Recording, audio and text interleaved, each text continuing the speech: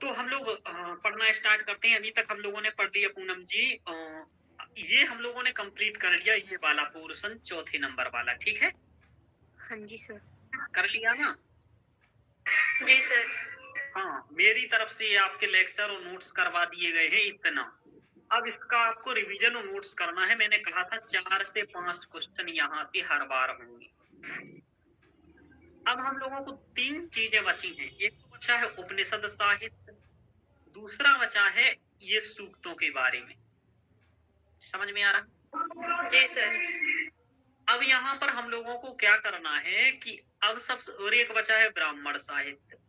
तो सूक्त, ब्राह्मण साहित्य और उपनिषद साहित्य, 3 चीज बची। आज हम लोग करेंगे ब्राह्मण साहित्य के बारे में ये अध्ययन। अगले आज और कल की क्लास में, 2 क्लास में ये हो जाएगा कवर, ठीक है? ब्राह्मण साहित्य। जी सर। इसके बाद बचेगा सूक्त और उपनिषद साहित्य। इन दोनों को हम छोड़ देंगे, इसको और इसको। और मैं क्या करूंगा, हर 5 दिन में एक लेक्चर एक सूक्त का आएगा आपका। समझ में आ रहा? जी सर। जो लेक्चर यूट्यूब पर भी जाएगा और आपके लिए भी आएगा, और क्लासें रेगुलर चलती ही रहेंगी, हाँ जी जिसमें सर। दूसरा सिलेबस कवर होगा। समझ में आ रहा? ठीक है सर। जी सर। जैसे कि, और इसको मैं पढ़ाऊंगा बोर्ड पर। कैसे बोर्ड पर पढ़ाऊंगा, आप लोगों को ग्रुप में एक फोटो भेज देता। इस तरीके से बोर्ड पर पढ़ाऊंगा मैं। उसमें देखो, आपको दिखेगा अग्नि सूक्त की लिख गया है बोर्ड पर, और वो सब व्यवस्था बना दी गई है। फोन भी आपके रिकॉर्डिंग करने के लिए 40,000 का आ चुका है। हाँ जी सर। फोन भी मैं ले आया हूँ। मैं निवेश बहुत कर देता हूँ, जो लाता हूँ सब कर देता हूँ। तो ये आपको अग्नि सूक्त बोर्ड से पढ़ाऊंगा, मतलब सूक्त सभी ऐसे ही पढ़ाएंगे। पहले मैं बहुत अच्छे से उन पर तैयारी खुद ही करूंगा, जैसे कि अच्छे से आप लोगों को वेद के मंत्र जो है सूक्त अच्छे से हो जाए। दूसरा ये कि सूक्त पढ़ना है हम लोगों को 15 से 20 क्लास में, और क्वेश्चन आएगा 3 से 4 ही। लेकिन ये छोड़ भी नहीं सकते। कारण ये है कि जेआरएफ करना या असिस्टेंट प्रोफेसर जब प्रॉपर बनना है तो 3-4 क्वेश्चन से ही बनना है। समझ में आ रहा है? हाँ जी सर। जी सर। तो बात ये नहीं है कि छोड़ना है, बात ये है कि हम लोगों को पहले इम्पोर्टेंट सिलेबस करना है और ये भी करना है। तो इसलिए ये हम दोनों चीजें एक्स्ट्रा में पढ़ते रहेंगे, ये वाला सूक्त और उपनिषद। इन दोनों में रटने वाला काम है, और काफी क्लासें हैं। दोनों को मिलाने में 30 क्लास लगेगा। समझ में आ रहा? और क्वेश्चन आएगा दोनों को मिलाकर के केवल 5। अब अपन छोड़ भी नहीं सकते ये 30 क्लास, और सबसे पहले कर भी नहीं सकते। समझ में आ रहा? हाँ जी सर। इसका एक सीधा साधा उपाय है कि हम एक सूक्त आराम से 5 दिन में पढ़ें, और उसको 5 दिन में कम से कम आप वो वीडियो 10 बार देखो। कितने बार? 10 बार। हाँ, क्योंकि वो वीडियो ज्यादा बड़ा नहीं होगा, केवल 15 से 20 से 30 मिनट का होगा, 40 मिनट का होगा। समझ में आ रहा? हाँ जी सर। और सूक्तों के वीडियो बार बार देखने पड़ेंगे। तो ये हम लोग करेंगे। तो इसलिए अभी हम लोगों को ब्राह्मण साहित्य के बारे में अध्ययन करना है। तो इसी के बारे में हम लोग अध्ययन करना आरंभ करते हैं, और फिर इसके बाद हम लोग नई यूनिट स्टार्ट करेंगे। पहली यूनिट हमारी हो चुकी है, सेकंड हो चुकी है, मतलब ये चीजें हो जाएंगी। थर्ड और फोर्थ में दर्शन हो चुका है, 5 में भाषा विज्ञान हो चुका है। अब हम लोग करेंगे आगे 9वीं यूनिट और 10वीं यूनिट। सबसे पहले फिर करेंगे 7वीं यूनिट। फिर बचेगी सिर्फ 2 यूनिटें। एक तो व्याकरण वाली यूनिट आपकी 6वीं यूनिट, और एक बचेगी साहित्य वाली 8वीं यूनिट। व्याकरण वाली यूनिट कम से कम 1 माह लेगी, और साहित्य वाली यूनिट भी कम से कम 1 माह लेगी। समझ में आ रहा? और ये सब 1 माह का है, यानी कि 3 माह का सिलेबस और है अभी आपका, ये ध्यान रखना। और जून तक शायद 3 ही माह तो बचे हैं, नहीं? हाँ जी मार्च, सर। अप्रैल और मई। हाँ, तो मई तक आपका मतलब व्याकरण वगैरह सब कुछ इसलिए मैं कह रहा हूँ कि जो पढ़ाते जाओ उसका हैंड रिटन नोट्स कम से कम 5 बार रिवीजन करते जाओ। समझ में आ रहा है ना पूनम जी? जी सर। हम्म।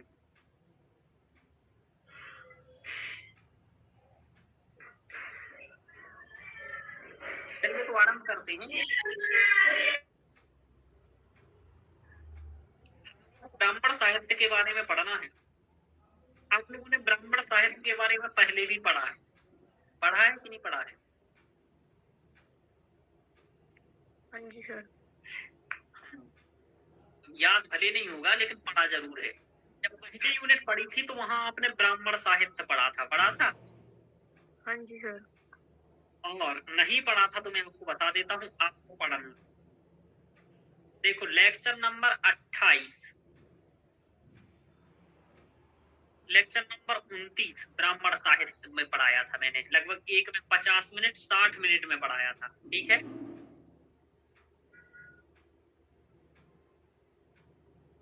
वही ब्राह्मण साहित्य यहाँ भी पढ़ना है। अब सबसे पहले मेरा ये रहेगा कि आप एक बार सिलेबस देख लो। इसमें लिखा है ब्राह्मण विषय में का प्रतिपाद्य विषय क्या है, यानी कि जो ब्राह्मण ग्रंथ लिखे गए उसमें क्या लिखा गया, सबसे पहले ये वाली बात है। फिर चूंकि उसमें विधि और अर्थवाद ही मूल विषयों के रूप में है, तो विधि क्या है और उसके प्रकार क्या है, ये कभी पढ़ा है विधि और उसके प्रकार कहीं? पढ़ा कभी विधि और उसके प्रकार कहीं? नीलम जी? नहीं सर। हाँ, मीमांसा दर्शन तो पता नहीं गांव वालों ने पढ़ा होगा, हमें लगता है ना। गांव वाले पढ़े थे क्या पूनम जी? विधि एवं उसके प्रकार, उत्पत्ति विधि, विनियोग हाँ विधि, जी सर। प्रयोग विधि, अधिकार विधि, कभी सुने ये शब्द जीवन में? हाँ जी सर। सुने हैं, अच्छा ठीक है। अग्निहोत्र यज्ञ है एक, अग्निष्टोम भी यज्ञ है, 10 पूर्णमास भी यज्ञ है, इनके बारे में भी अध्ययन करना है। पंच महायज्ञ के बारे में भी अध्ययन करना है। 2 आख्यान लगे हुए हैं, सुनहसेप और वागमनस, इसके बारे में भी अध्ययन करना है। ये आपका यूजीसी का सिलेबस है। इसी तरीके से आपका आरपीएससी का भी सिलेबस है, उसमें भी यही सब लगा हुआ है। ठीक, आरपीएससी का सिलेबस देख लीजिए आप एक बार।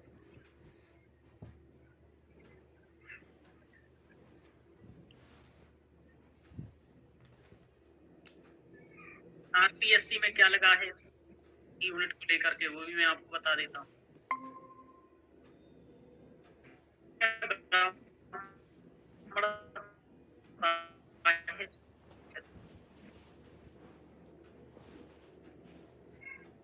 प्रतिपाद्य विषय क्या मतलब, इतना पोर्शन उसने फर्स्ट यूनिट वाला जो मैंने ब्राह्मण और आरण्यक पढ़ाया ना, वो उसने इसमें यहाँ लगाया। तो जो ब्राह्मण और आरण्यक वाली फर्स्ट पेपर की फर्स्ट यूनिट में पढ़ाया वो ये पहले लगा दिया, फिर दूसरी यूनिट का ये लगा दिया प्रतिपाद्य विषय, अग्निहोत्र, अग्निष्टोम, 10 पूर्णमास यज्ञ और पंच महायज्ञ।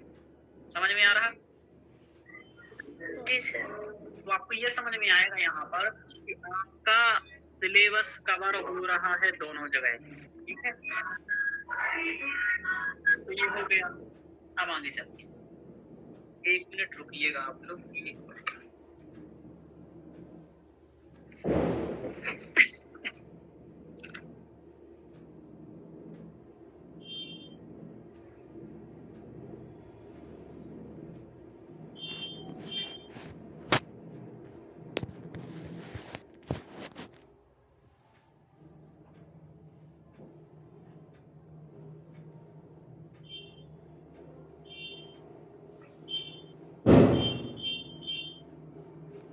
सर आवाज़ नहीं आ रही है।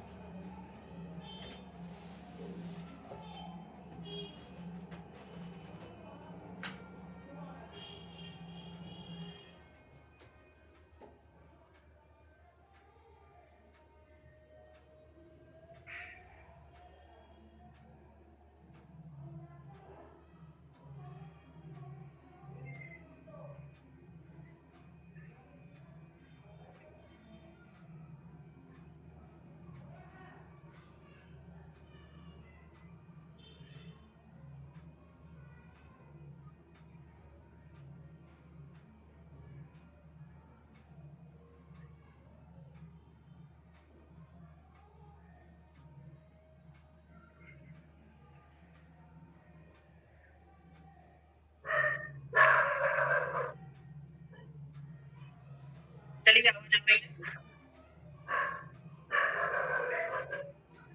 आवाज आ रही है। नीलम जी, पूनम जी, हाँ जी सर, आ रही है। चलिए आरंभ करते हैं हम लोग। हाँ, पढ़ा लिखना आरंभ करते हैं। तो अभी तक हम लोगों ने सिलेबस देखा और सिलेबस में ये समझ लिया कि ब्राह्मण साहित्य आपको लगा हुआ है, उसका प्रतिपाद्य विषय आदि लगा हुआ है, ठीक है।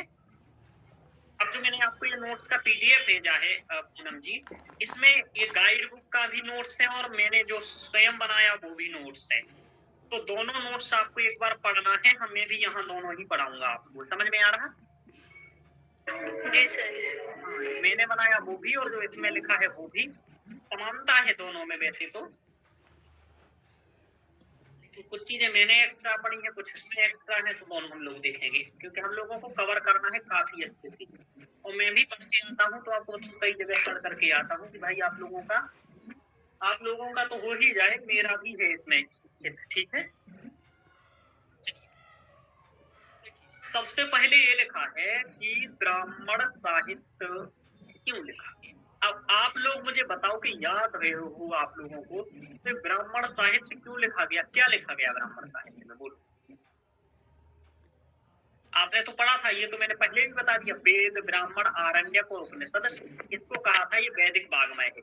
तो वेद ब्राह्मण आरण्यक और उपनिषद, तो ये जो ब्राह्मण ग्रंथ लिखे गए इसका मूल प्रतिपाद्य विषय क्या था, यानी कि क्यों लिखा गया ये, क्यों लिखा गया ग्रंथ? वेदों को सरल बनाने के लिए सर। वेदों को सरल बनाने के लिए। कैसे सरल, मतलब थोड़ा सा एक्सप्लेन। मतलब सर इनमें उनकी व्याख्या की गई थी वेदों की सर। वेदों की व्याख्या की गई, ठीक है। वेदों में की व्याख्या की गई, तो क्या व्याख्या किया गया मूलतः, जैसे जैसे कि उदाहरण मंत्र वगैरह सर। मंत्रों की व्याख्या की। चलिए ठीक है, इसमें मूलतः ब्राह्मण ग्रंथों को इसलिए लिखा गया कि एक समय बाद वेद ग्रंथ लोग समझ रहे थे कि यज्ञ की प्रक्रिया आदि मौखिक रूप से थी, उन्हें मालूम था कि कैसे यज्ञ होना है, कैसे क्या होना है, उसकी विधि क्या होगी, ये सब मालूम वेद के समय। लेकिन एक समय आया कि वेद के में क्या लिखा, क्या वैदिक यज्ञ में क्या प्रक्रिया होगी, क्या मंत्र होगा, किस तरीके से प्रयोग होगा, कितने ऋत्विक होंगे, ऋत्विक यानी कि आप ऐसा समझ लीजिए कि यज्ञ कराने वाले, ठीक है, कितने उसमें ब्राह्मण होंगे, किस सामग्री से यज्ञ होगा, सौमरस से होगा या पुरोडास से होगा, या ठीक है। तो ये सब जिन ग्रंथों में विस्तृत रूप से वर्णन है वही ब्राह्मण ग्रंथ, यानी कि ब्राह्मण ग्रंथों में मूलतः यज्ञ आदि प्रक्रिया के बारे में बताया गया। विधि के 5 भाग है जिसमें मंत्र, नामधी, निषेध और अर्थवाद, विधि मंत्र नामधी निषेध अर्थवाद, इनके बारे में चर्चा की गई। तो कुल मिलाकर के यज्ञ प्रक्रिया का विस्तृत व्याख्यान इसमें दिया गया है। तो मूलतः पहला टॉपिक आपका यही लगा है कि ब्राह्मण ग्रंथों में लिखा क्या गया है आज तक।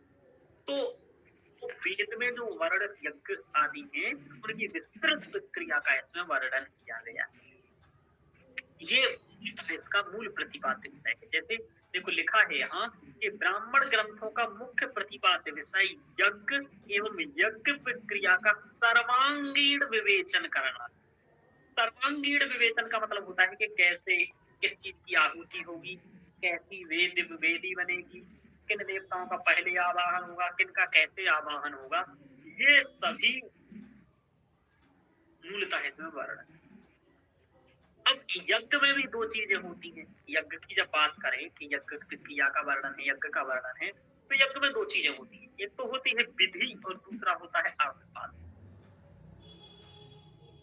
विधि और अर्थवाद ही मूलतः ब्राह्मण साहित्य के प्रतिपाद्य विषय है। तो आपसे पहला क्वेश्चन ये बनेगा निम्नलिखित में से ब्राह्मण ग्रंथों का प्रतिपाद्य विषय है यज्ञ प्रक्रिया वर्णन, ठीक है, यज्ञ प्रक्रिया है, मंत्रस्योच्चारणम, देवानाम स्तुति, है ना, देवानाम होम। तो आपको ध्यान रखना कि ब्राह्मण साहित्य का प्रतिपाद्य विषय यज्ञ एवं उसकी प्रक्रिया का विवेचन करना है। समझ में आया? हाँ जी सर। हाँ, अब दो चीजें हैं यहाँ पर कि विधि क्या है और अर्थवाद क्या है। वैसे तो पहले भी समझ आ चुका हूँ ये बात यहाँ कि विधि क्या है और अर्थवाद क्या है, लेकिन फिर भी थोड़ा सा यहाँ याद दिलाऊंगा आप। यज्ञ मीमांसा के दो मुख्य भाग हैं, विधि और अर्थवाद। आप समझो थोड़ा सा विधि क्या है और अर्थवाद क्या है।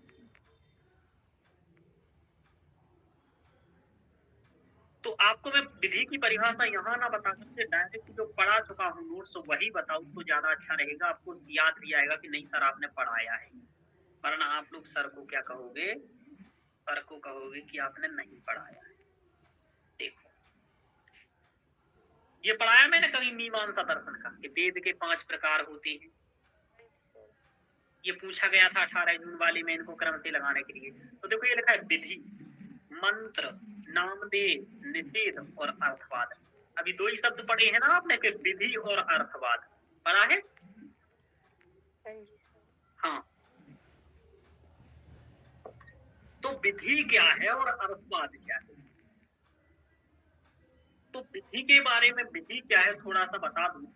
अब आप लोगों को क्या करना है, आपको जब भी ब्राह्मण साहित्य पढ़ना है, जो रिकॉर्डेड लेक्चर देखेंगे विद्यार्थी उनके लिए कह रहा हूँ, या आप लोगों के लिए भी ये कह रहा हूँ, जब आपको ये पढ़ना हो ब्राह्मण साहित्य, उससे पहले आप दो चीजें पढ़ा कर।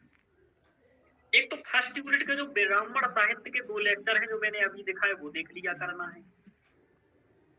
उसके बाद आपको मीमांसा दर्शन पढ़ लेना,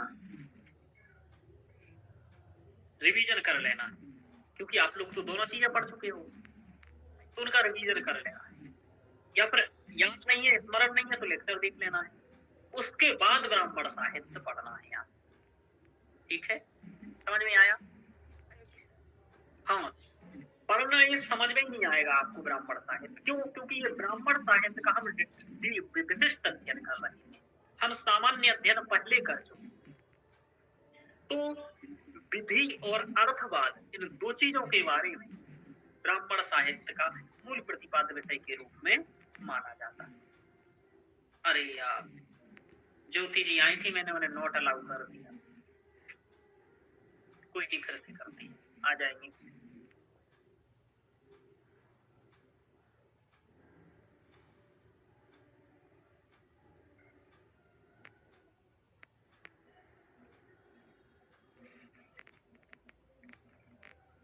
तो विधि और अर्थवाद, ठीक है। अब विधि क्या है और अर्थवाद क्या है इसकी चर्चा करते हैं। आ गई हो ज्योति जी, कैसी हो ज्योति जी, सुन रही हो?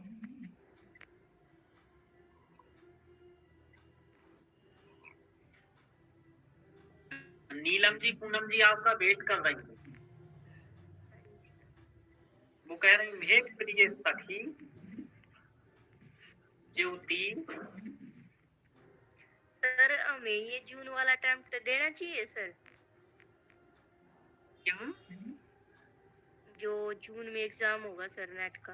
अनिवार्य तौर पर देना है, उसी के लिए तैयारी कर रहे हो आप लोग। सबका नेट होना चाहिए, कम से कम नेट होना चाहिए सबका, समझ में आ रहा? अच्छा सर। हाँ, मैं तो ये नेट तो सोच रही होना ही चाहिए। जेआरएफ नहीं भी हो पा रहा है, मैं तो कहूंगा जेआरएफ भी कर सकते हो, इतना मैं पढ़ा दूंगा, मतलब मैं तो कंप्लीट सिलेबस करा दूंगा और हो भी जाएगा। बस जितना मैंने पढ़ाया उतना आप लोग याद कर, तो हमें भी तो याद करना है सर। हाँ तो करो ना याद, क्या करते हो दिन भर? पता नहीं कई देना बार तो है पढ़ी सर मैंने, कई यूनिट है ना, 2-3 बार पढ़ ली लेकिन फिर भी पक्का नहीं हुआ। वो रटना पड़ेगा एक एक चीज देख करके। चलिए, सुन रही हो ज्योति जी? बोलो ज्योति जी, सुन, बोल क्यों नहीं रही? आवाज नहीं आ रही, बोलो। ठीक हो? जी सर मैं ठीक हूँ। वो आज मेरे भाई का बर्थडे था, पता नहीं चल पाया फोन का। हाँ, तो बहुत बहुत शुभकामनाएं आपके भाई भाई को, है ना। धन्यवाद सर। हाँ, केक वगैरह भेज देना ऑनलाइन यहीं पर। जी चलिए, और तुम कब खाना, मोटी बात हो जाना खा, मजाक कर रहा हूँ भैया। पूनम जी सुन रही हो? जी सर। हाँ, आपके यहाँ ज्यादा वो कार्यक्रम हो रहा ना। जी सर। चलिए बनाना स्टार्ट करते हैं। तो नीलम जी विधि क्या है ये समझो, है ना। कह रहे हैं, इस संसार में दो ही चीजें हैं। क्या क्या क्या है दो चीजें? एक तो वो है जो आप लोगों को जिसके बारे में पता है। हाँ जी। जैसे मैं नीलम जी आपसे कहूं कि आपको अपने मायके जाना है, घर यानी, तो देखा है आपने रास्ता, हाँ जी सर। चली जाओगे अकेले? हाँ जी सर। हाँ, तो एक मार्ग तो वो है जो ज्ञात है आपको, यानी कि पता है चीजें, यानी कि कुछ क्षेत्र ऐसे हैं संसार के जिनके बारे में आपको मालूम है, नॉलेज। लेकिन एक चीज ऐसी है जो अज्ञात होगी, आपको मालूम नहीं होगा। मंगल ग्रह पर कैसी मिट्टी है मालूम है क्या? नहीं सर। स्वर्ग कैसा होता है देखा है क्या? नहीं सर। आपसे यदि कहूँ दिल्ली जाना है तो हो सकता है आप बता भी दो कि इस ट्रेन से चले जाओ, लेकिन मैं आपसे कहूँ स्वर्ग जाना है तो बता पाओगे? नहीं सर। हाँ, तो दो ही विषय होती है। एक तो वो जो ज्ञात है, यानी कि जहाँ के बारे में मालूम है कि भाई ठीक है ऐसे ऐसे करना है। दूसरा क्या होता है ज्योति जी, कि जो मार्ग ही पता नहीं है उसे हम अज्ञात कहेंगे, अनभिज्ञ कहेंगे। तो जब हम अज्ञात अर्थ या अनभिज्ञ मार्ग का ज्ञान कराने वाले भाग को विधि कहते हैं। यानी कि वेद में कुछ ऐसी चीजें बताई गई हैं जिनका सामान्यतया मार्ग मालूम नहीं है, और कुछ मंत्रों में वो बातें बताई गई, तो उसी भाग को विधि कहते हैं। तो विधि में क्या है, जिस मार्ग में जो मार्ग ज्ञात नहीं है, तत्र अज्ञातार्थ ज्ञात को, अज्ञात है वो मार्ग, उसको ज्ञात को ज्ञापन कराने वाला, कराने वाला जो वेद भागो, वेद का भाग है, वही विधि है। तो अज्ञातार्थ ज्ञापन को वेद भागो विधि। समझ में आया नीलम जी ये बात? हाँ जी सर। कि विधि क्या है, कि जिसके बारे में मालूम नहीं है, अज्ञात जो मार्ग है उसके बारे में जो ज्ञान कराए, यानी कि अज्ञातार्थ ज्ञात को वेद भागो कहा। ये आपको रटना के रखना पड़ेगा। अज्ञातार्थ ज्ञात को वेद भागो कहा, तो विधि। समझ में आया पूनम जी? जी सर। हाँ पूनम जी, आप यहाँ एक हाथ दिया है, हाथ ऐसा करते रहा करो, है ना। हाथ पर एक ऐसा करो, किया करो, ये वाला सब कहे। हाँ सर समझ में आ गया। ज्योति जी आप भी ऐसा कर सकते हो यदि नहीं बोल पा रही हो तो, और प्रयास किया करो कि बोलो। समझ में आ रहा ना? जब बैकग्राउंड से आवाज ना आए तो बोला करिए। चलिए, तो ये मालूम चला, इतना समझ में आया आप लोगों को? बोलो। हाँ जी। चलिए आगे चलते हैं। नहीं आया करें तो उसमें नीचे भी हाथ करने को होता है, मैं लगता हूँ ये वाला नीचे होता है, नहीं आया सर। ये क्या कह रहा भैया, कहाँ चला गया भैया, मत चले। ठीक है, ये फूल वूल वगैरह है, सब कुछ है भैया यहाँ तो। ताली माली सब बजा रहा है, दांत दिखा रहा है। चलो एक बार सब भेज देता हूँ, सब है यहाँ पर, है ना। रोना गाना धोना सब कुछ है। ये रोक और रहा है भाई, हंसो। आगे चलते। तो विधि क्या है, जिसके बारे में ज्ञान नहीं है उसके बारे में ज्ञान कराने वाले बात को क्या कहेंगे, बोलो? हाँ, तो अज्ञातार्थ ज्ञान को वेद भागो कहा, विधि। वेरी गुड ज्योति जी। हाँ ऐसे बोला करो तो मेरा मन लगे पढ़ाने में। अग्निहोत्रम जुहियात स्वर्ग कामा, कह रहे हैं कि अग्निहोत्र यज्ञ करके आप कहाँ जा सकते हो, क्या प्राप्त कर सकते हो? स्वर्ग। स्वर्ग। तो अब ये किसको पता है इस संसार में कि अग्निहोत्र करके स्वर्ग जाना है? ये किसने बताया? ये वेद में बताया गया। तो यही क्या है, वेद का वो भाग है कि अग्निहोत्र करके। अब आपको सिलेबस में भी देखो यही सब पढ़ना है, बताया था ना सिलेबस में अभी कि अग्निहोत्र पढ़ना है, हाँ जी सर। बताया था ना? हाँ जी सर। हाँ देखो ये अग्निहोत्र, अग्निष्टोम, 10 पूर्णांक। ये अग्निष्टोम है, ये बाली ने किया था, और ये अग्निहोत्र तो सभी करते हैं जो गृहस्थ आदि होते हैं, करना चाहिए, मतलब ऐसा कहा गया है, अभी देखेंगे हम। तो यानी कि ये विधि के बारे में पढ़ रहे हैं हम। विधि क्या है वो आपको समझ में आया। अब ये विधि कितने प्रकार की होती है तो ये आपको बताएं, वो 4 प्रकार की मूलतः होती है, उत्पत्ति विधि, विनियोग विधि, प्रयोग विधि, अधिकार विधि। लेकिन अब ये मैं आपको पढ़ाऊंगा, क्यों? क्योंकि अब आप मीमांसा दर्शन का लेक्चर खोलोगे, ओपन करोगे, तो सबसे पहले वहां पर ये डिटेल्स में मैंने विधि के बारे में पढ़ाया, समझ में आ रहा? हाँ जी सर। जी सर। तो आपको क्या करना है, ब्राह्मण साहित्य पढ़ने से पहले एक बार ये सब पढ़ लेना है। अब आप एक बार अर्थवाद और समझ लो। अर्थवाद किसे कहते हैं? कि जिस मंत्र, जिस जगह पर किसी चीज की प्रशंसा की जा रही हो और किसी चीज की निंदा की जा रही हो, ऐसा जो सेंटेंस होता है, यानी कि ऐसा जो वाक्य होता है, या तो प्रशंसा हो या फिर निंदा हो, ऐसा कुछ जो वाक्य होता है उसे ही अर्थवाद कहती है। इस अर्थवाद से इस बार पेपर में क्वेश्चन आया था, उसमें लिखा था प्रशस्त्य निंदा परम वाक्यम अर्थवादः। प्रशस्ति या निंदा, प्रशस्ति यानी कि प्रशंसा, निंदा, निंदान्यतर परम वाक्यम अर्थवादः। प्रशंसा तथा निंदा परक जो वाक्य होते हैं उसे अर्थवाद कहते हैं। तो प्रशंसा और निंदा परक जो वाक्य होते हैं उसे क्या कहते हैं? अर्थवाद। अज्ञातार्थ, अज्ञातार्थ ज्ञापको वेद भागो कहा विधि। विधि। ऐसा आपको रोज बोलना है, ये लाइनें लिख करके ऐसे बोलो तो 100 बार कैसे याद नहीं होता है। प्रशस्ति निंदा परम वाक्यम अर्थवादः, प्रशस्ति निंदा निन्यतरम वाक्यम अर्थवादः, रटो रोज, इससे आया था तो ठीक है, ध्यान रखना ये। अब देखो, अब आपको ये अर्थवाद होता है, तो ये मीमांसा दर्शन में मीमांसा के जो 2 लेक्चर हैं मैंने पढ़ाए हैं आपको, नीलम जी वो पढ़ लेना है, ठीक है ना? हाँ जी सर। और पूनम जी आपको पढ़ लेना है।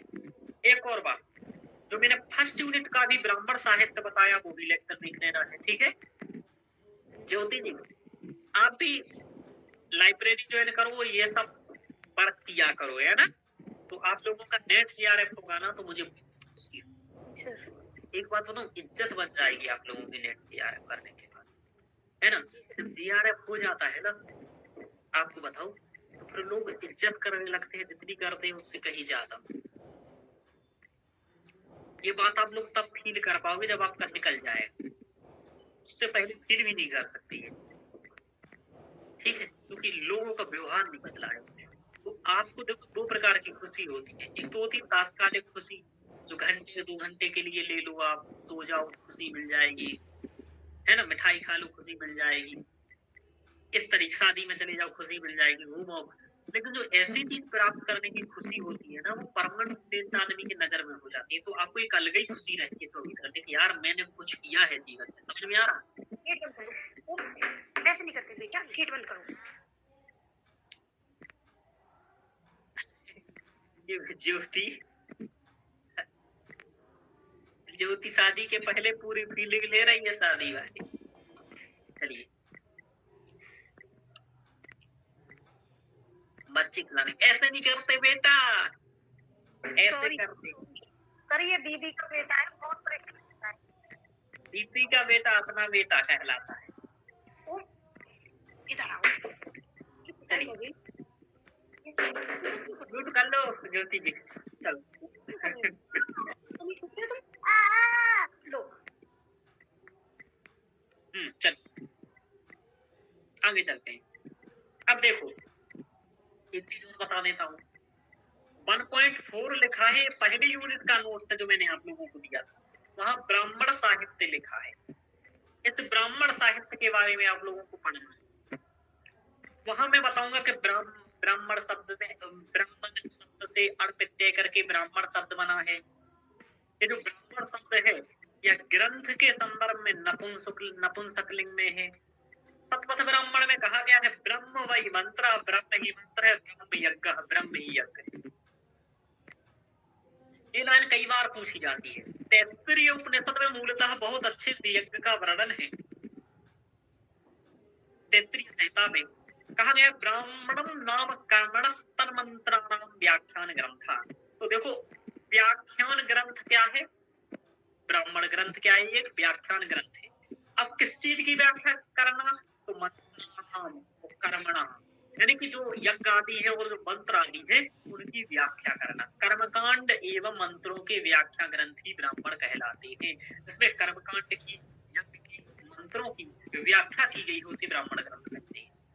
आपसे पूछा जाएगा ब्राह्मणम नाम कर्मणस्तन मंत्राणाम व्याख्यान ग्रंथ कस्मिन उपनिषदे उक्तम या कस्मिन संहितायाम उक्तम, किस संहिता में कहा गया है?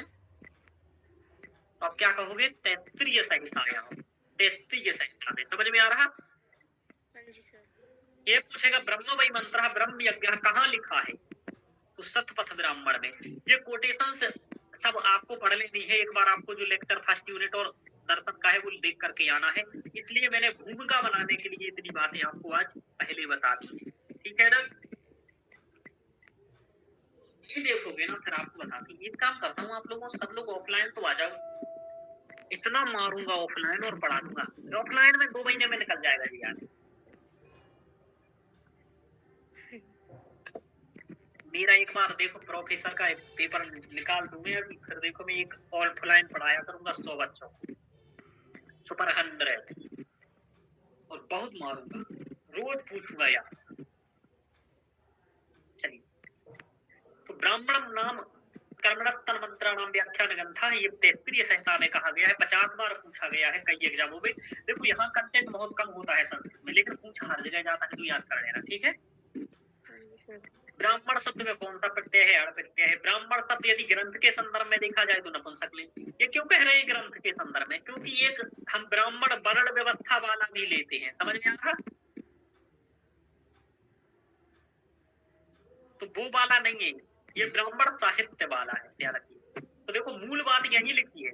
ब्राह्मण साहित्य में क्या लिखा है बोलो? ब्राह्मण साहित्य में क्या लिखा है? यज्ञ की विधियों की व्याख्या सर।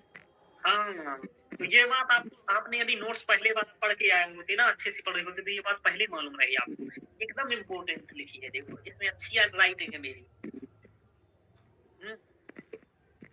नोट्स में। चलिए आगे ये भी कहा जाएगा, कह रहे चतुर्वेद विधिविर ब्राह्मणी महर्षिभिः प्रोक्तानि यानि वेद व्यास नामानि तानि ब्राह्मणानि, यानी कि चारों वेद आदि में जो महर्षि आदि ने जो कहा गया है, और जो वेद व्याख्यानी, जो वेद की व्याख्या नहीं, जो वेद की व्याख्या है, तानि ब्राह्मणानि, वही ब्राह्मण है।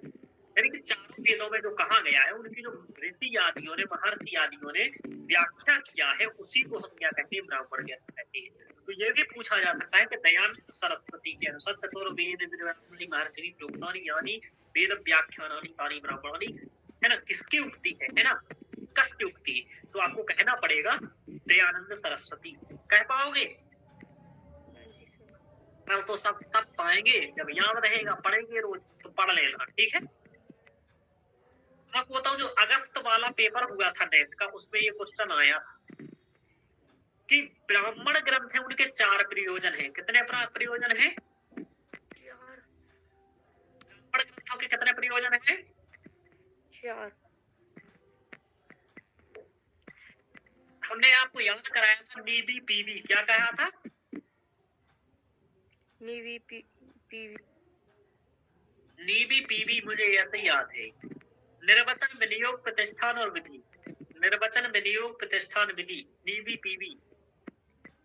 अब यहाँ निब्बा निब्बी नहीं है, नहीं तो बता देते नीबी पीवी है, ठीक है? तो निर्वचन विनियोग प्रतिष्ठान विधि, ये निर्वचन करना। अब निर्वचन करना तो मुझे लगता है आप लोगों को पता चल गया होगा क्या होता है। पढ़ लिया ना आप लोगों ने? सर। हाँ, तो निरुक्त का निरुक्त मतलब प्रकृति एवं प्रत्यय क्या है वो बताना। विनियोग बताना, विनियोग में क्या होता है कि कब क्या करना है, मंत्र कौन सा बोलना है, कैसी प्रक्रिया से यज्ञ करना है, वो था विनियोग करना। तो निर्वचन, विनियोग, प्रतिष्ठान यानी कि प्रत्येक विधि के अर्थ को बताना, महत्व को बताना कि ये जो मंत्र है या ये जो कार्य कर रहे हैं उसका ये महत्व है, ये कहलाना कहलाता है प्रतिष्ठान करना। जब प्रत्येक विधि का अर्थ होता है भाई ये चीज इसलिए होती है, ये चीज इसलिए होती है, तो प्रतिष्ठान हो जाती, प्रतिष्ठापित हो जाती, उसी को कहते हैं प्रतिष्ठान। तो निर्वचन, विनियोग, प्रतिष्ठान और एक है विधि। विधि का मतलब ये है कि यज्ञ का विस्तृत विवेचन। अभी बात कहा था विधि क्या है, अज्ञातार्थ ज्ञापको वेद भागो विधि। जो अज्ञातार्थ है उसको ज्ञापन कराने वाला जो वेद का भाग है सह विधि उच्यते। विधि कति विधा, विधि चतुर्विधा के सते। कौन सी, नाम बताइए, 4 विधियों के नाम बताओ कौन सी। नीलम जी क्या सर? 4 विधि के नाम बताओ जो अभी बताए थे। उत्पत्ति विधि, विनियोग विधि और प्रयोग विधि, अधिकार विधि, है ना। Very good. अब आप लोग याद करके आना, तो आप लोग बताओगे तो मजा आएगा। आप लोगों को नाम अगले 10 बैचों तक होगा, ये मालूम है आपको। जब आप मेरे यहाँ आओगे JRF निकाल के, तो आप बैठोगे ना, तो आगे वाले जो लेक्चर पढ़ रहे होंगे ना बच्चे, उन्हें पता चल जाएगा अच्छा ये है नीलम जी, ये है ज्योति जी। समझ में आ रहा, क्योंकि सब लोग आपका नाम सुने होंगे, रिकॉर्डेड हो रहा है ना ये। चलिए, तो 4 प्रयोजन किसने बताइए, निर्वचन, विनियोग, प्रतिष्ठान और विधि। वाचस्पति मिश्र ने। चतुर्वेद विधि ब्राह्मण यानी वेद व्याख्यानी तानी मंत्राणी, ये किसने कहा है, दयानंद सरस्वती ने। तृतीय संहिता में क्या कहा गया है, ब्राह्मणम नाम कर्मणस तन्मंत्राणाम व्याख्यान ग्रंथा। ब्राह्मणम नाम कर्मणस तन्मंत्राणाम व्याख्यान ग्रंथा कहा ब्राह्मण। सप्तम ब्राह्मण में कहा गया ब्रह्म वै मंत्र ब्रह्म वै यज्ञ। ग्रंथ के अर्थ में ब्राह्मण शब्द नपुंसकलिंग, ब्रह्म शब्द से अर्थ प्रत्यय हुआ है। यज्ञादि विधियों की मूलतः इसमें विस्तृत चर्चा की गई है, यही ब्राह्मण साहित्य है। अब आपको क्या रखना है, ये क्रम से लगाने को पूछता है कि जो 4 प्रयोजन बताए वाचस्पति मिश्र ने, तो क्रम से क्या, तो निर्वचन, विनियोग, प्रतिष्ठान और विधि। प्रतिष्ठान क्या कहलाता है, किसी मंत्र के अर्थ को, महत्व को बताना। विनियोग यानी कि विधि क्या है, मंत्र क्या है, प्रयोग क्या है, वो सब बताना। ये सब समझ में आया ज्योति जी, नीलम जी।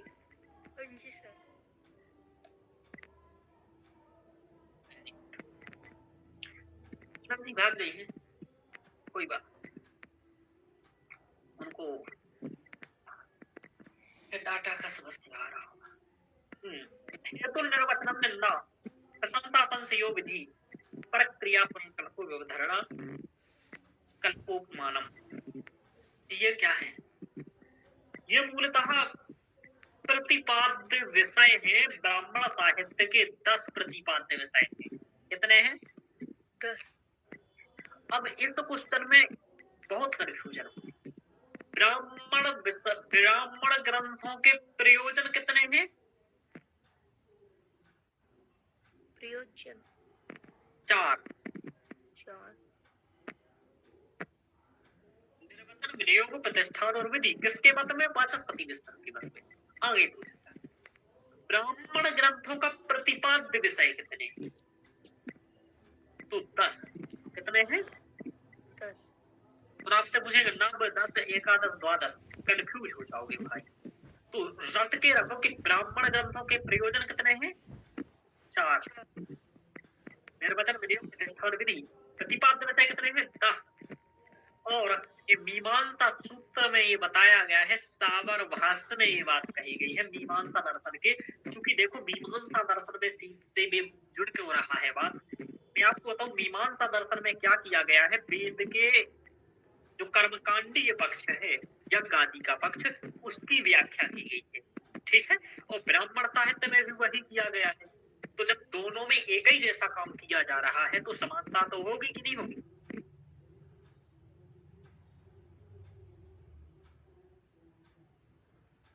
तो इसलिए दोनों में सहायक समानता है। समझ में आया नीलम जी? हाँ जी सर। हाँ, अब ये जो 10 प्रतिपाद्य विषय है, इनको क्रम से पूछा जाता है। अब एक बची और मिला लो कि जो प्रयोजन है और जो प्रतिपाद्य विषय है, उसमें भी कुछ कुछ मिलते हैं। देखो क्या कैसे मिलते हैं, जैसे यहाँ निर्वचन है, तो निर्वचन तो यहाँ भी था कि नहीं था? हाँ जी सर। यहाँ विधि है, तो विधि तो यहाँ भी है। और देखना यहाँ पर हेतु निर्वचन निंदा प्रशंसा संशयोग विधि प्रक्रिया पुराकल्प व्यवधारणा विकल्पना, यहाँ पर विधियोग और प्रतिष्ठान नहीं है ना? हाँ जी सर। हाँ, तो निर्वचन करना भी प्रतिपाद्य विषय है और विधि भी प्रतिपाद्य विषय है और विधि प्रयोजन भी है, निर्वचन की प्रयोजन है। तो ये थोड़ी सी समानता जब आपको देखने को मिलेगी तो ये ध्यान रखिएगा। आपसे ये भी पूछा गया है कई बार कि ये जो हेतु निर्वचनम में ना प्रशंसा संशयो विधि प्रक्रिया पुराकल्पो व्यवधारणा विकल्पना कल्पोपमानम, ये कहां पर कहा गया है, कहां कहा गया है? तो ये मीमांसा सूत्र में कहा गया है, सावरभास मीमांसा सूत्र में कहा गया है। अब ये 10 प्रतिपाद्य विषय आपको रख के रखना है, क्योंकि पहला आपका टॉपिक यही है कि ब्राह्मण साहित्य का प्रतिपाद्य विषय। तो प्रतिपाद्य विषय कितने हैं ब्राह्मण साहित्य के सिलेबस में? लिख लो कितने हैं? 10 हैं। हाँ, तो ये सिलेबस में ही लिख लो 10 प्रतिपाद्य विषय हैं। क्या है? तो सिलेबस के पास में ये लिख लो। आप क्या लिख लोगे? हेतु निर्वचनम निंदा प्रशंसा संशयो विधि लिख लीजिए, है ना? लिख पाओगे ज्योति जी? हाँ जी सर। हाँ नीलम जी, ज्योति जी लिख लो। तो प्रतिपाद्य विषय 10 है। हेतु निर्वचनम निंदा प्रशंसा संशयो विधि प्रक्रिया प्रकल्पो व्यवधारणो कल्पोपमानम, ये ध्यान रखना। आगे देखिए, अब हेतु क्या होता है? हेतु यही किसी चीज के कारण को बताना, उसका कारण क्या है। भाई जो चीज तुम कर रहे हो क्यों कर रहे हो? जैसे मैं कहूँ ज्योति जी आप मेरी क्लास पढ़ रही है, तो क्यों पढ़ रही हो बताओ? कारण है ना कुछ, निकालना है यार। तो हेतु क्या है? यज्ञ करने या कुछ भी काम करने का। तो हेतु बताओ, फिर निर्वचन करो, यानी कि उस चीज के अर्थ को समझो, प्रकृति प्रत्यय को समझाओ। तो हेतु, निर्वचन, फिर निंदा। जो असत्य चीजें हैं जो सही नहीं है उनकी निंदा करो, क्योंकि असत्य चीजों की निंदा करोगे तभी तो सही चीज को स्थापित कर पाओगे। तो हेतु, निर्वचनम, निंदा, प्रशंसा करना। निंदा और प्रशंसा अभी आ गया था ना, अर्थवाद में आया था कि नहीं आया था? हाँ, अर्थवाद क्या था? प्रशस्ति निंदा परम वाक्यम अर्थवाद, कि जहाँ प्रशंसा और निंदा की जाए वही अर्थवाद था। तो हेतु एक प्रतिपाद्य विषय हो गया, निर्वचन, निंदा, प्रशंसा, हेतु निर्वचनम निंदा प्रशंसा संशयो विधि। संशय यानी संदेह, जैसे प्रशंसा किस चीज की करना? यज्ञो वै श्रेष्ठतम कर्म, कि यज्ञ क्या है? श्रेष्ठ कर्म है। क्या है यज्ञ करना? कर्म। यज्ञो वै श्रेष्ठतम कर्म, कहाँ लिखा गया है ये बात पता? पूछा गया था एक बार कि यज्ञो वै श्रेष्ठतम कर्म किस चीज में लिखा है, कहाँ का बात है?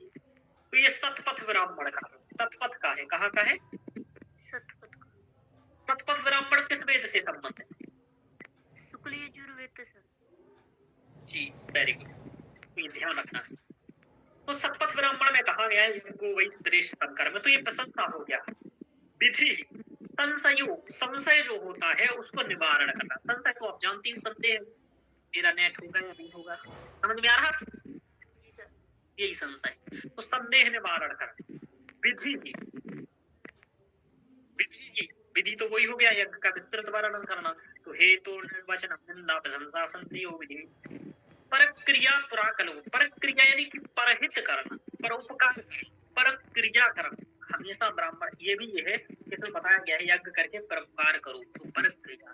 पुराकल्प, पुराकल्प का मतलब होता है ऐतिहासिक आख्यानों से या ऐतिहासिक घटनाओं से सीखना, उनको बताना। जैसे हरिश्चंदोपाख्यान है, हरिश्चंदोपाख्यान में हरिश्चंद्र अपने वचन के विरुद्ध चले जाते, ठीक है? पहले यज्ञ आदि में बलि आदि का कहते हैं कि बलि चढ़ाएंगे अपने पुत्र की और फिर नहीं चढ़ाते हैं, तो वो सब कि एक पुराकल्प कहना, ऐसे ही व्यवधारणोपकल्पना यानी कि परिस्थिति अनुरूप कर्म करना, ये कहलाता है व्यवधारणा कल्पना। तो उदाहरण से किसी चीज की स्पष्टी करना, समझाना, ये कहलाता है उपमानम। तो हेतु, निर्वचन, निंदा, प्रशंसा, संशय, विधि, ये हो गया 6, प्रक्रिया 7, पुराकल्प 8, व्यवधारणा कल्पना 9 और उपमानम 10। ये 10 मूल प्रतिपाद्य विषय है। इनको क्रम से आपसे पूछा जाएगा लगाने को, ये बताइएगा। दूसरा ये कहेगा कि हेतु, निर्वचन, निंदा, प्रशंसा, संशय, विधि, प्रक्रिया, पुराकल्प, व्यवधारणा कल्प, उपमानम, यह किससे संबंधित है? ब्राह्मण ग्रंथों के प्रतिपाद्य विषय, ब्राह्मण ग्रंथों के प्रयोजन, शिक्षा ग्रंथों के उद्देश्य, निरुक्त के उद्देश्य। समझ में आ रहा? हाँ, ये भी कहेगा निम्नलिखित में से कौन सा ब्राह्मण ग्रंथ का प्रतिपाद्य विषय नहीं है। ठीक है, तो आपको रटा रहना चाहिए। हेतु, निर्वचन, निंदा, प्रशंसा, संशय, विधि, प्रक्रिया, पुराकल्प, व्यवधारणा, विकल्पना। ऐसा भी पूछा जा सकता है कि निम्नलिखित में से कौन सा ब्राह्मण ग्रंथों का प्रयोजन नहीं है, तो याद रहना चाहिए DBPV, निर्वचन, विनियोग, प्रतिष्ठान और विधि। याद रखना, ये विनियोग और प्रतिष्ठान, ये दोनों प्रतिपाद्य विषय नहीं है, और ये आपसे पूछ लेगा। तो अभी तक हम लोगों ने क्या पढ़ा कि इसमें के प्रतिपाद्य विषय क्या है। यदि एक प्रतिपाद्य विषय पूछा जाए तब तो ये है कि यज्ञ प्रक्रिया का वर्णन करना। समझ में आ रहा है? हाँ जी सर। केवल एक ही पूछा जाए कि एक प्रतिपाद्य विषय क्या है, तब तो ये कहना पड़ेगा यज्ञ आदि प्रक्रिया की व्याख्या करना। लेकिन जब पूछा जाए यज्ञ आदि प्रक्रिया प्रतिपाद्य विषय कितने हैं मीमांसा सूत्र के अनुसार या मूलतः, तो आपको कहना पड़ेगा 10। या फिर पूछे कि प्रयोजन कितने हैं तो कहना पड़ेगा 4। कहेगा निम्नलिखित में से कौन से प्रतिपाद्य विषय है, तो ये इस श्लोक को पढ़ के आपको तुरंत देखना है कि कौन सा है। ऐसा भी पूछ सकता है कौन सा नहीं है। तो कुल मिलाकर के बात ये है, आपको बताऊं कि आपको ये जो श्लोक है ये रटा होना चाहिए। रट पाओगे? हाँ जी सर। हाँ, रटना पड़ेगा। हेतु, निर्वचन, निंदा, प्रशंसा, संशय, विधि, प्रक्रिया, पुराकल्प, व्यवधारणा कल्प, उपमानम। समझ में आया? हाँ जी सर।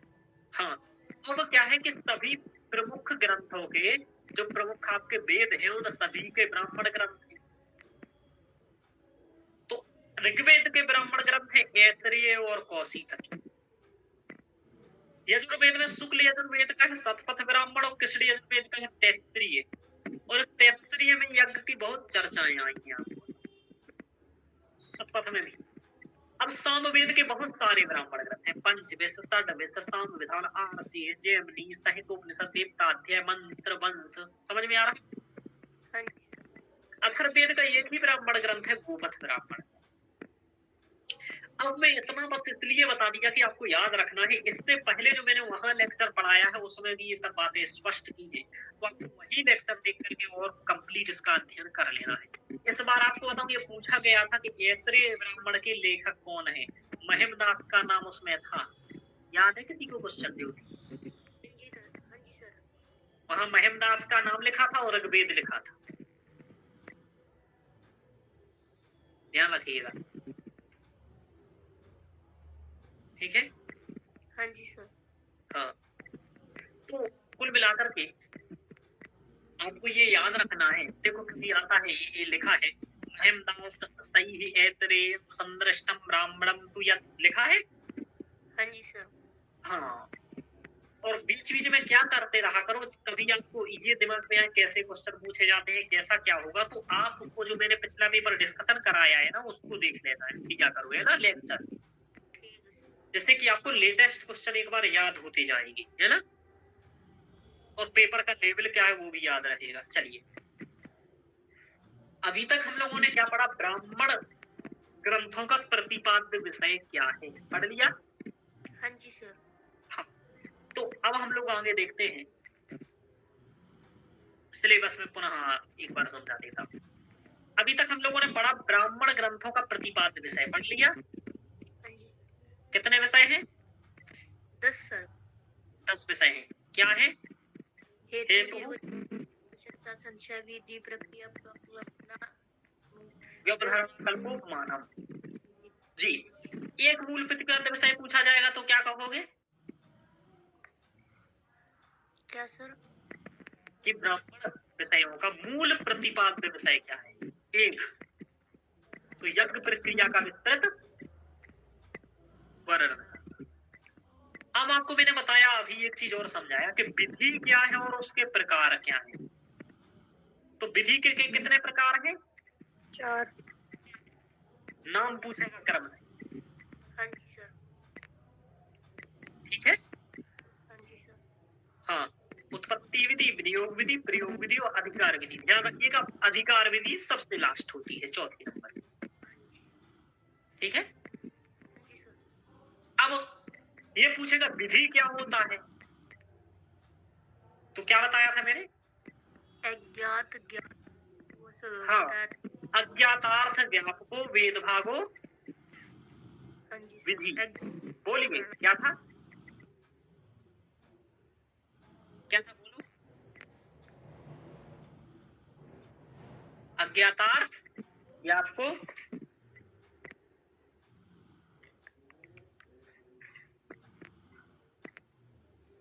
क्योंकि आप लोग मैं चार्जर लेके आता हूँ, मोबाइल टैबलेट डिस्चार्ज।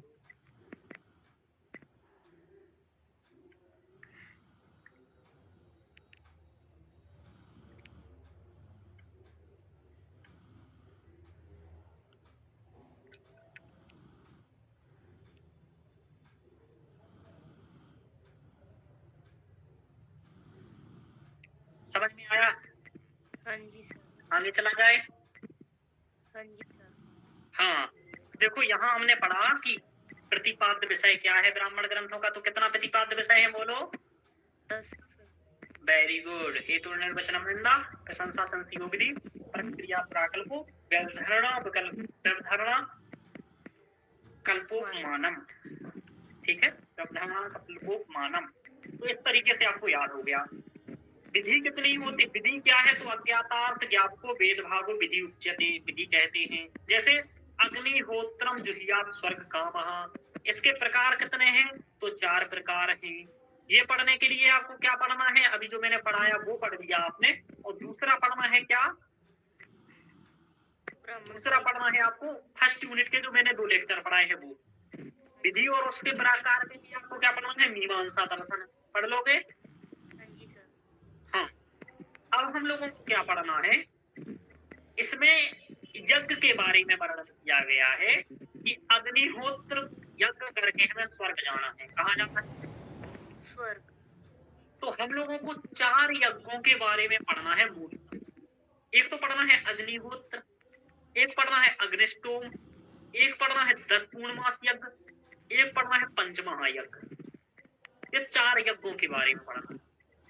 इसके अलावा 2 आख्यान है। आख्यान का मतलब कहानी टाइप की, कथाएं टाइप की, तो उसको पढ़ना है। तो अभी हम लोग 4 यज्ञों के बारे में अब पढ़ना आरंभ करते हैं। तो आप लोगों को ये होमवर्क क्या है? पहली यूनिट के 2 लेक्चर देखोगे, समझ में आ रहा है? हाँ जी सर। और मीमांसा दर्शन में विधि और उसके प्रकार पढ़ोगे कल जाकर के दोनों पढ़ोगे। जी सर। और रटा होना चाहिए। कल पूछूंगा उत्पत्ति विधि की परिभाषा क्या है, कितने प्रकार है उत्पत्ति विधि के, विनियोग विधि के कितने प्रकार है, ठीक है? हाँ, तो विधि और उसके प्रकार पढ़ के आना, मैं भी पढ़ के आऊंगा। चलिए, अब हम लोग पढ़ते हैं अग्निहोत्र, अग्निष्टोम, 10 पूर्णमास और पंचमहायज्ञ के बारे में। देखो, अब फिर से पर आ जाओ। यहाँ पर देखो,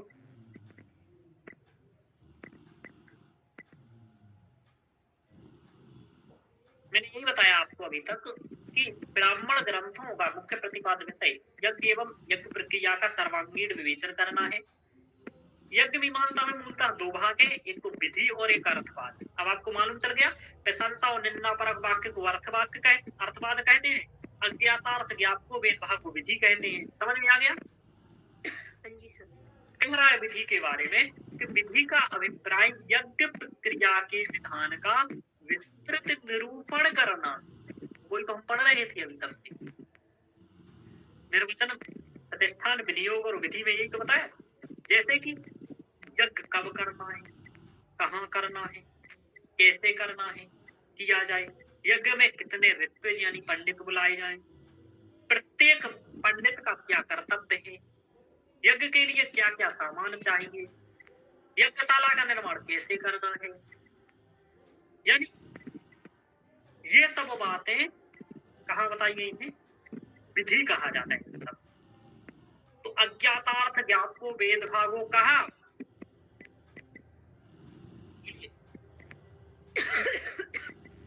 विधि, प्रशस्त्य निंदा परम वाक्यम कहा, अर्थवादा।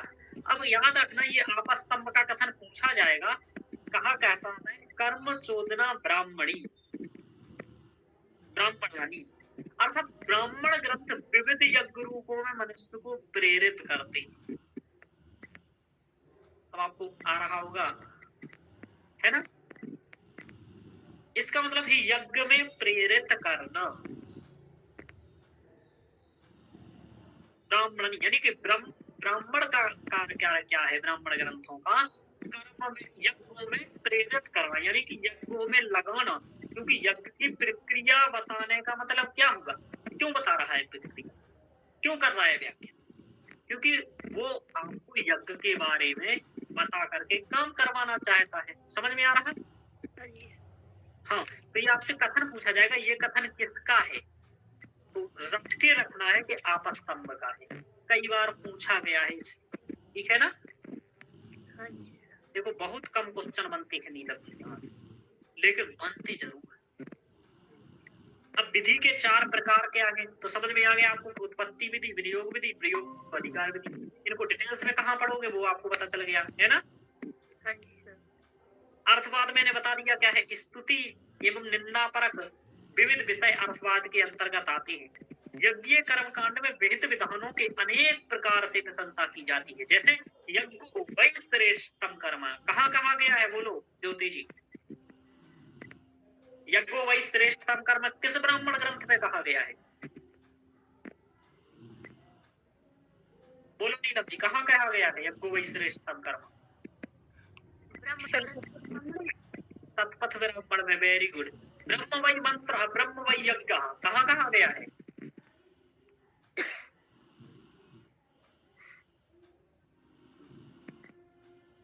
ब्रह्म वै मंत्र, ब्रह्म वै यज्ञ कहाँ कहा गया है,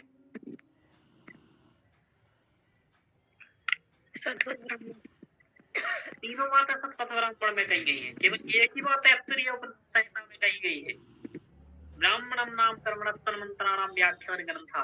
यही नोट्स में यही लिख दिया लेना है नीलम जी आपको अपने नोट्स में, आपस्तंभ का ये कथन, कर्म चोदना ब्राह्मणानी, ठीक है, यज्ञ कर्मों में प्रेरित करना ब्राह्मण ग्रंथों का कर्तव्य है, ये लिख लेना है आपको एक नोट्स में। तो अब हम लोग पढ़ते हैं आगे, देखो तो आप लोगों को 4, अब देखो ये लिखा है, साथ ही निषिद्ध कर्मों की निंदा करना, कि निषिद्ध कर्म नहीं करना है, तो अच्छे कर्मों की प्रशंसा करना, जैसे यज्ञो वै श्रेष्ठतम कर्म, यज्ञ श्रेष्ठ कर्म है, ये क्या हुआ, प्रशंसा परक वाक्य हुआ। ऐसे कई वाक्य निंदा परक भी होते कि ऐसा नहीं करना है, जैसे केवला वो भवती केवला, अकेला खाने वाला पाप का बोझ भी होता है तो नहीं खाना है, हालांकि ये निंदा करना हो गया किसी चीज की, कि अकेले मत खाओ परोपकार करो आदि आदि। देखो ये वो लिखा है जो मैंने पढ़ाया कि प्रशस्ति निंदा परम वाक्यम अर्थवादा, ये कहाँ कहा गया है, तो यार अर्थ संग्रह में कहा गया। अर्थ संग्रह किसकी कृति है बताइए, लेखक कौन है अर्थ संग्रह के, वेरी गुड।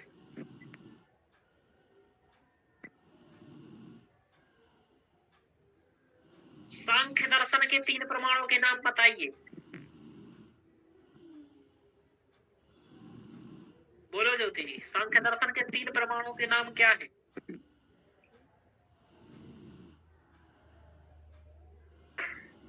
सर आप्तवचन दृष्टवान,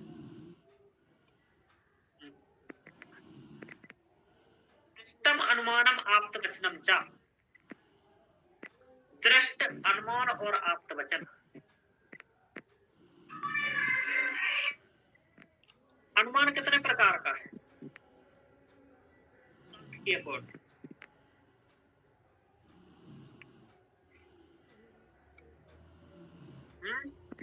बोलो। 2 प्रकार का सर। हाँ, 2 का नहीं है। क्या सर? 3 प्रकार का है। कौन सा बताओ? अब अभी ये कह देगा 5 का है सर। प्रतिज्ञा, हेतु, उदाहरण, उपनय और निगमन। परार्थ अनुमान के 5 फर्क है।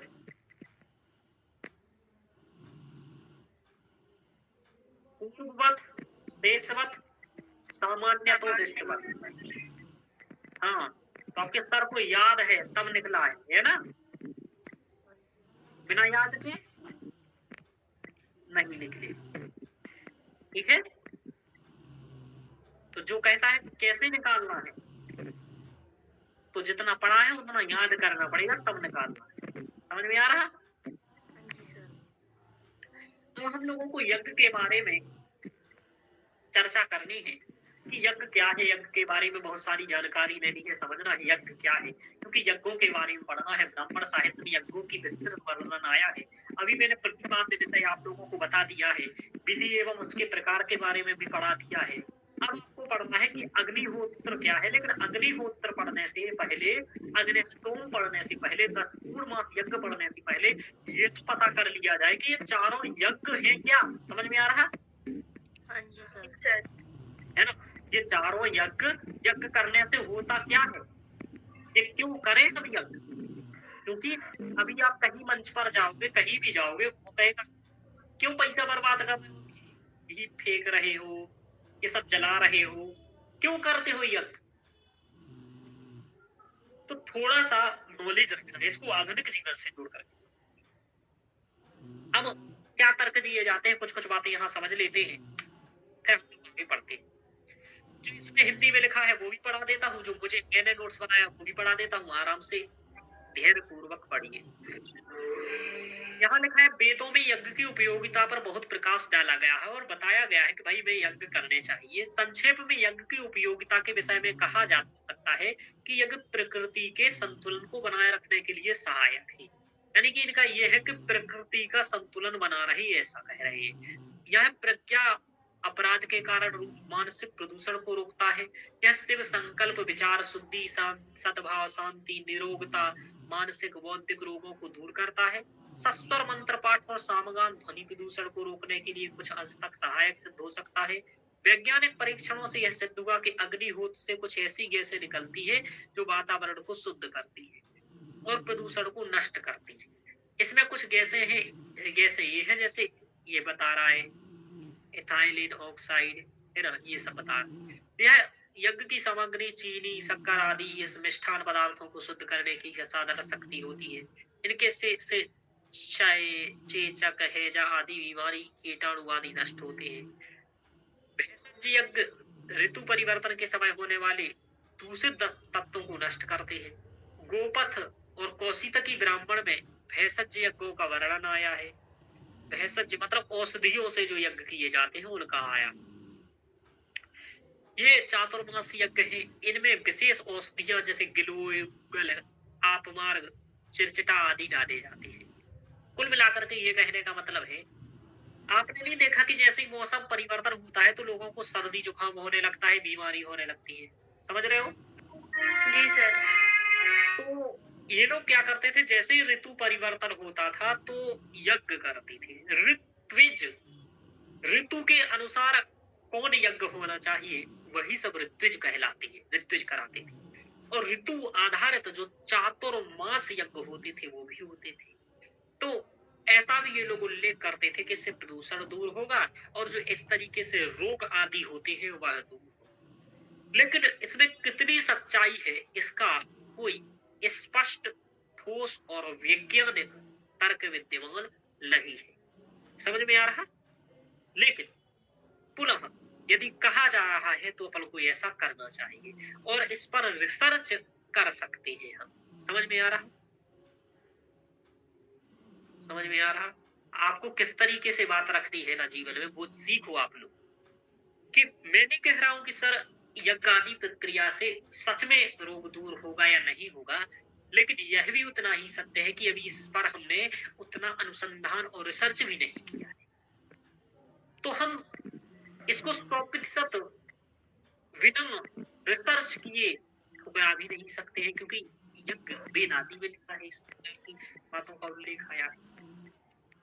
और हम ये भी नहीं कह सकते कि 100% सही है, हम रिसर्च कर सकते हैं। समझ में आ रहा? हाँ जी सर। तो अपनी बात को इंटरव्यू वगैरह में कैसे रखना है, क्योंकि वही ऐसे ही कहेगा आपसे क्या होता है यज्ञ कर रहे, सब फालतू का है।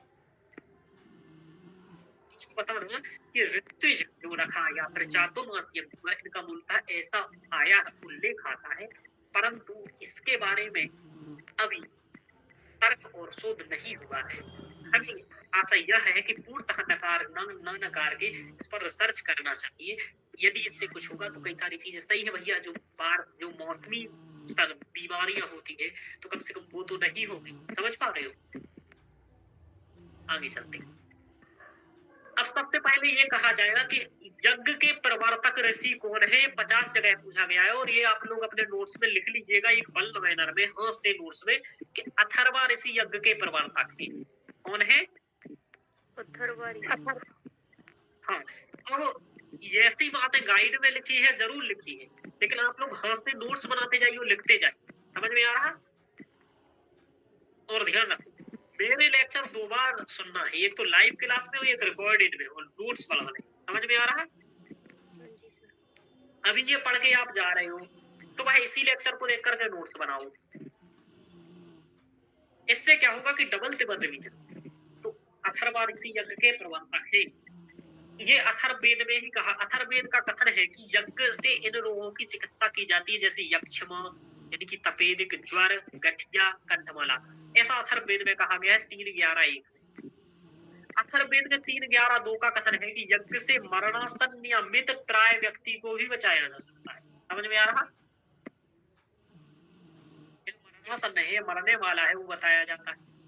शतपथ ब्राह्मण का 11वां कांड यज्ञ से संबंधित है। चक्र रूपी यज्ञ में बसंत ऋतु मतलब कब कैसा करना चाहिए, जो 4 वर्ष में 4 यज्ञ होते, कह रहे कि बसंत ऋतु में घी से करना चाहिए, गर्मी में समिधा से करना है, और शरद ऋतु में द्रव्य से करना। तो ये भी आप एकदम लिख लीजिएगा नोट्स में कि बसंत ऋतु में किससे करना है, गर्मी में समिधा से। गर्मी में याद रखो समिधा करना है, दुगना करो गर्मी में एकदम समिधा जला कर। ठीक है? कहा गया है बसंतोस्यासीदाज्यं ग्रीक्मैद्मः शरद्वभिः। ठीक है, ये कहाँ की पंक्ति है?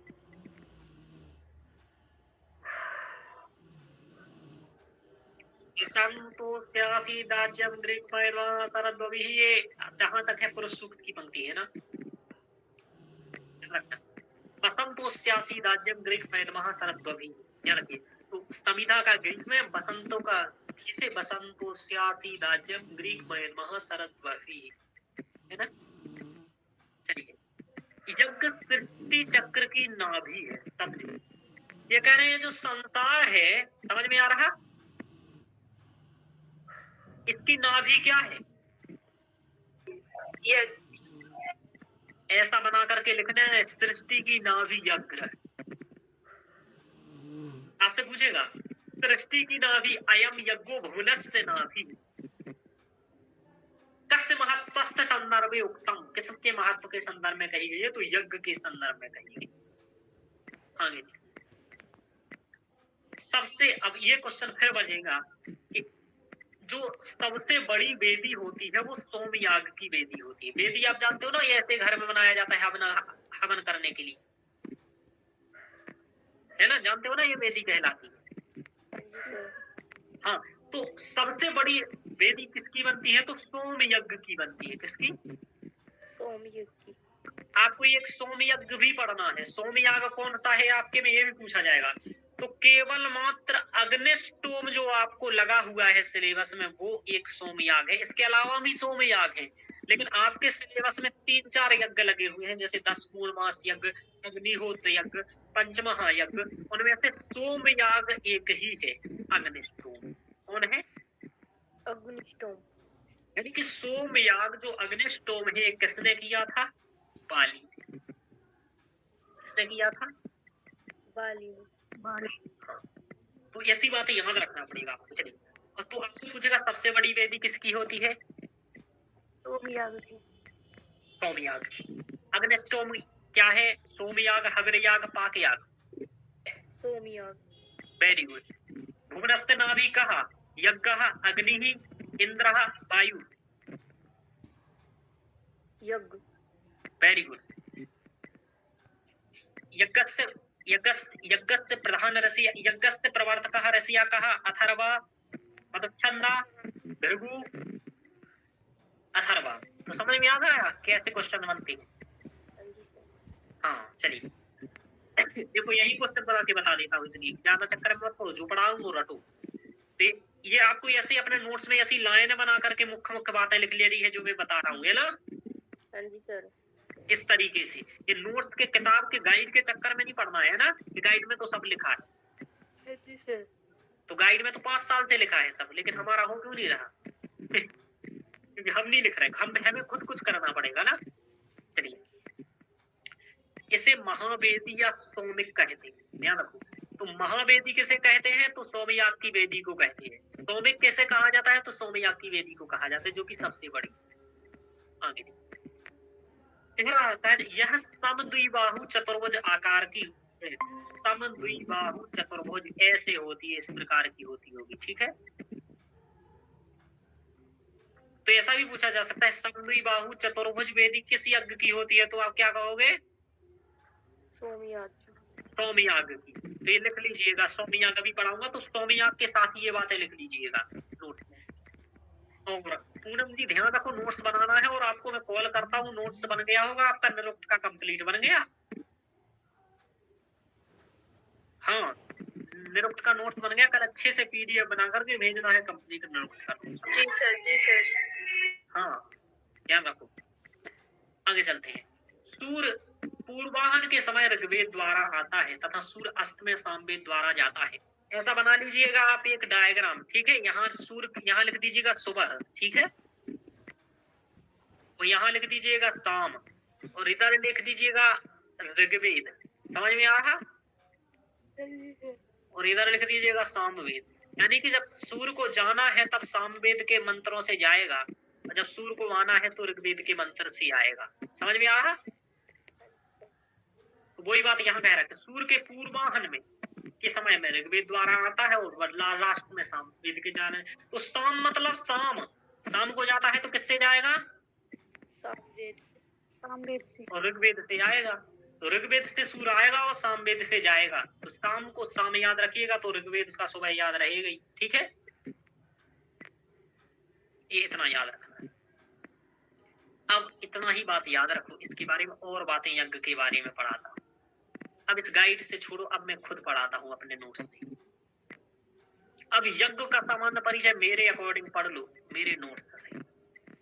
अब देखो, आप लोगों को ये भी पता चलेगा कि सारा नोट्स के अलावा भी पढ़ के आते हैं और पढ़ाते हैं, वरना केवल ये छोटी सी गाइड ही नहीं पढ़ा रहे हैं, है ना? मैं गाइड भी पढ़ा रहा हूँ, तो आप लोगों को ये रहेगा। मैंने ये इसका लिंक भेज दिया था, है ना पूनम जी? देखा आपने? जी सर। हाँ, पर बात कर लेना एक बार कॉल करके उससे, मतलब गाइड वाले से नहीं कर सकते हो डायरेक्ट बात, भैया ये गाइड चाहिए मुझे चौकप्पा भाई, तो ऑर्डर भी कर दो, क्या ही होगा। चलिए, तो जो यज्ञ शब्द बना है वो यज धातु से बना है और नग प्रत्यय से बना है। समझ में आ रहा? जी सर। हाँ, तो यज्ञ का क्यों करना है? प्रदूषण शुद्धि के लिए करना है, मानसिक शुद्धि के लिए करना है, लोगों को दूर करने के लिए करना है। मैं नहीं कह रहा हूँ, अथर्ववेद में कहा गया है, ठीक है? मत्स्य पुराण में कहा गया है, पूछा गया है कि भैया यज्ञ होता क्या है?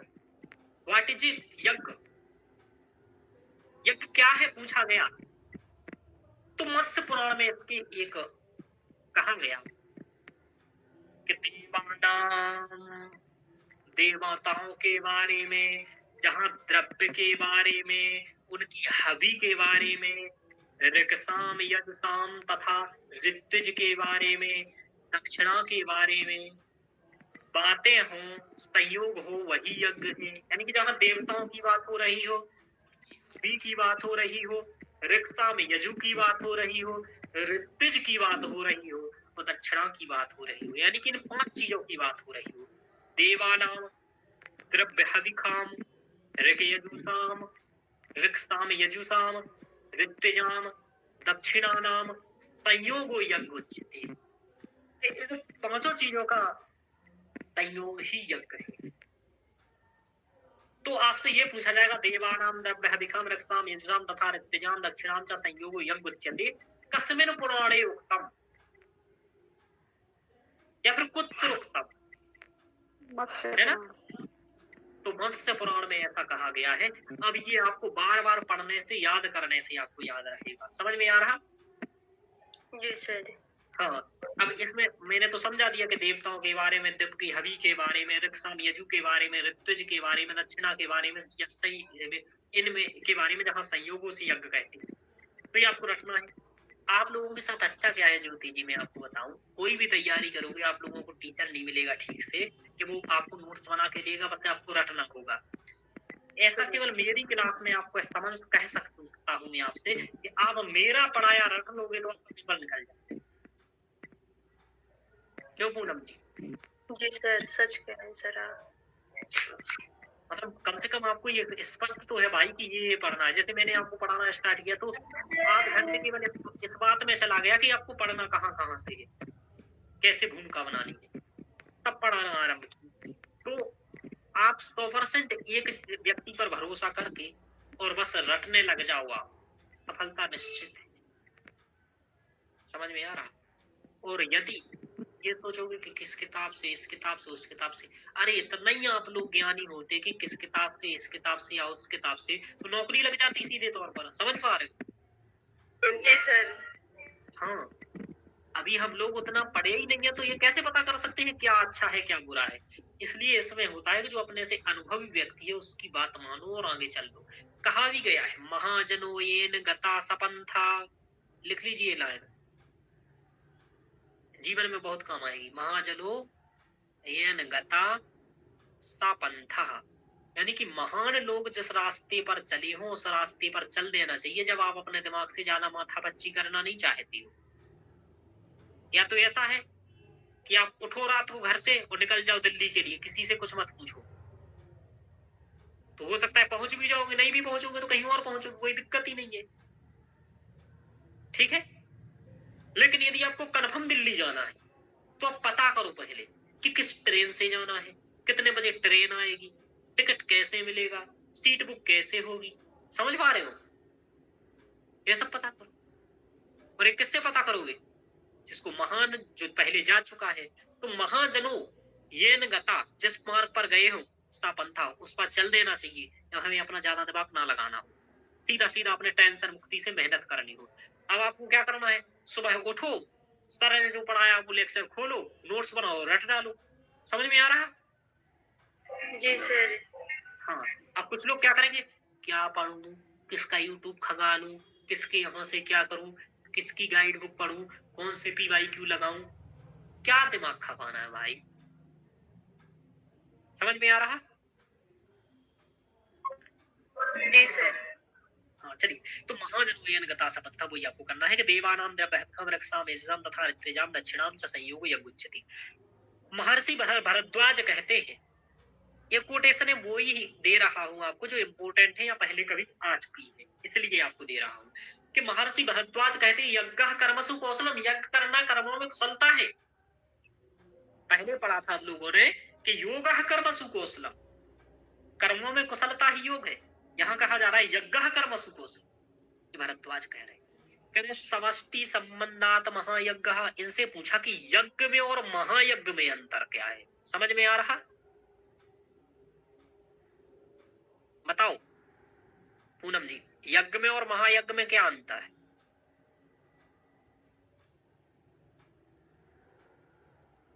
तो यज्ञ उसे कहते हैं जो व्यक्तिगत उद्देश्य से किया जा रहा हो। किससे? व्यक्तिगत उद्देश्य। जैसे कि दशरथ ने किया था पुत्रेष्ट यज्ञ की, भैया उनका पुत्र हो जाए। तो इसमें क्या पुत्रेष्ट यज्ञ में संसार का कल्याण था? नहीं, उनका खुद का पुत्र होना था। आपके घर में जो वेदी हवन होता है वो व्यक्तिगत उद्देश्य से होता है। तो यज्ञ उसे कहते हैं जो व्यष्टि हो, यानी कि व्यक्तिगत हो, यानी कि छोटे स्तर पर हो। और महायज्ञ उसे कहते हैं जो समष्टि यानी संपूर्ण संसार के कल्याण से संबंधित हो। जैसे गांव में यज्ञ हो रहा है, मिलकर के कराते हैं पंच विष्णु नारायण पंच महाकुंडी यज्ञ, 108 कुंडी यज्ञ महायज्ञ कहलाता है। तो जो व्यष्टि यानी कि जो छोटा होता है उसे यज्ञ कहते हैं, और जो संपूर्ण मानवता के कल्याण के लिए होता है उसे महायज्ञ कहते हैं। तो वही तो कह रहे हैं, समष्टि संबंधान महायज्ञ, जो संपूर्ण संसार के कल्याण से संबंधित हो महायज्ञ, और जो व्यक्तिगत कल्याण से संबंधित हो वो यज्ञ। समझ में आ गया? ये बात भरद्वाज ऋषि नहीं, अंगरा ऋषि भी कहते हैं कि यज्ञ महायज्ञो व्यष्टि समष्टि संबंधात, कि जो व्यष्टि हो यानी कि व्यक्तिगत हो, व्या से व्यक्तिगत याद रखना, जो व्यष्टि हो वो पुत्रेष्टि यज्ञ होगा, यानी कि जो उसे यज्ञ कहेंगे, और जो समष्टि है यानी कि संपूर्ण संसार के कल्याण से है उसे समष्टि यानी कि महायज्ञ कहेंगे। तो यज्ञ और महायज्ञ में यही है कि यज्ञो महायज्ञो व्यष्टि समष्टि संबंधात। आपसे ऐसा क्वेश्चन पूछ लेगा, यज्ञ महायज्ञो व्यष्टि समष्टि संबंधात कस्य युक्ति, किसकी युक्ति है? तो आप कहेंगे अंगिरा की। ऐसा भी कहेगा, समष्टि कहा तो महायज्ञ और व्यष्टि कहा यज्ञ। समझ में आ रहा? व्यक्तिगत के लिए क्या किया जाता है? यज्ञ, और महायज्ञ समग्र कल्याण के लिए। यज्ञो वै श्रेष्ठतम कर्म, ये कहाँ कहा गया है बोलो? हाँ, अभी कहा था कि प्रशस्ति निंदा परम वाक्यम अर्थवादः, तो हमने वहां प्रशंसा करने में ये उदाहरण दिया था कि यज्ञो वै श्रेष्ठतम कर्म, यज्ञ अच्छा कर्म है, करना चाहिए। अब ऐत्रेय ब्राह्मण किस वेद से संबंधित है बताना?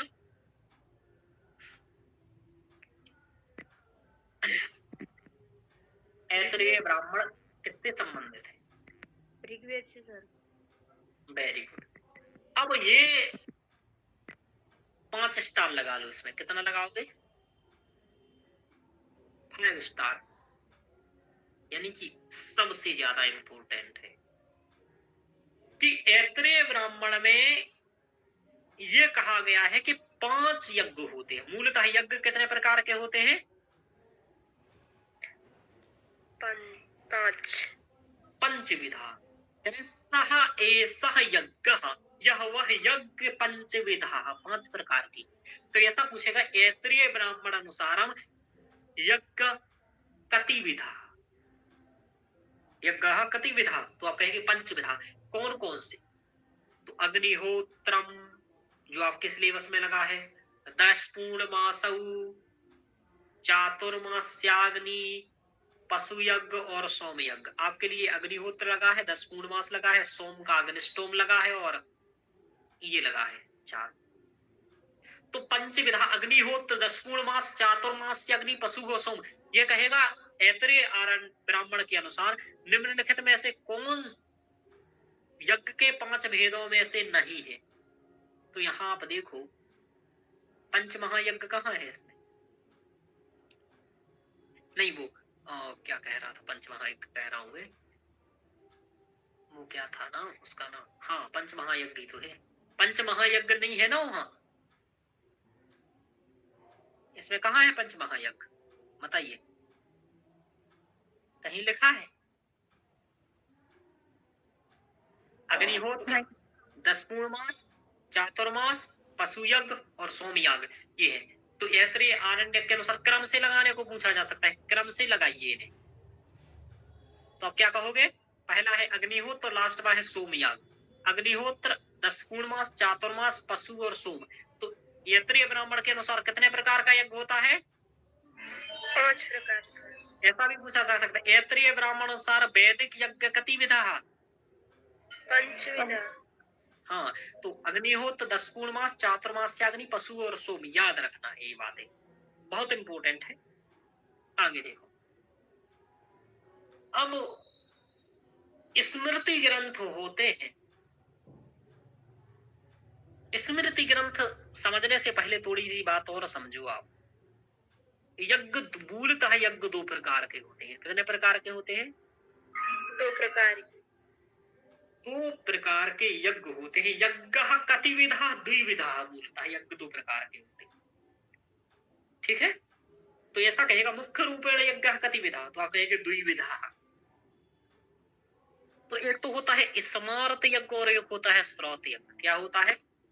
स्रोत और स्मार्ट। एक होता है स्मार्त यज्ञ और दूसरा होता है श्रौत यज्ञ।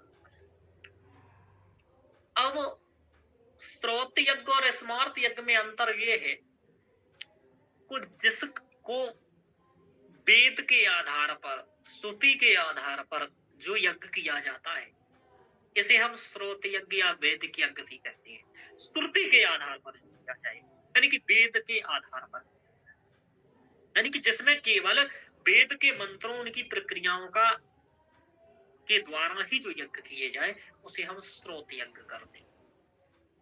लेकिन जिन यज्ञों में हम वैदिक मंत्रों का भी प्रयोग करें, पौराणिक मंत्रों का भी प्रयोग करें, तांत्रिक मंत्रों का भी प्रयोग करें, स्मृतियों का, जैसे मनु स्मृति, याज्ञवल्क्य स्मृति आदियों का भी प्रयोग करके जो यज्ञ किए जाते हैं, उन्हें हम स्मार्त यज्ञ कहते हैं। क्या कहते हैं? स्मार्ट यज्ञ। हाँ, तो स्मार्त यज्ञ में कई प्रकार की चीजों को प्रयोग किया जाता है। पौराणिक चीजें भी हो, वैदिक चीजें भी, तांत्रिक भी, स्मृतियों की चीजें भी, तो उन्हें स्मार्त कहा जाता है। और जो श्रौत यज्ञ होते हैं उसमें केवल वेद और श्रुति आदि का प्रयोग किया जाता है, उनके मंत्रों का प्रयोग किया जाता है, तो इसी श्रौत यज्ञ कहते हैं। तो स्मार्त यज्ञ और श्रौत यज्ञ में अंतर मालूम चला? चला? बोलिए। स्मार्त यज्ञ और श्रौत यज्ञ में मालूम अंतर मालूम चला कि नहीं चला, इतना बताओ मुझे। बोलिए पूनम जी, नीलम जी। हाँ जी सर, एक बार और रिपीट कर दें। हाँ, तो ध्यान दो, जैसे यज्ञ को केवल वैदिक मंत्रों और वैदिक प्रक्रिया के आधार पर किया जाता है, वेद के आधार पर किया जाता है, वेद को श्रुति भी कहा जाता है, तो उसे श्रौत यज्ञ कहते हैं।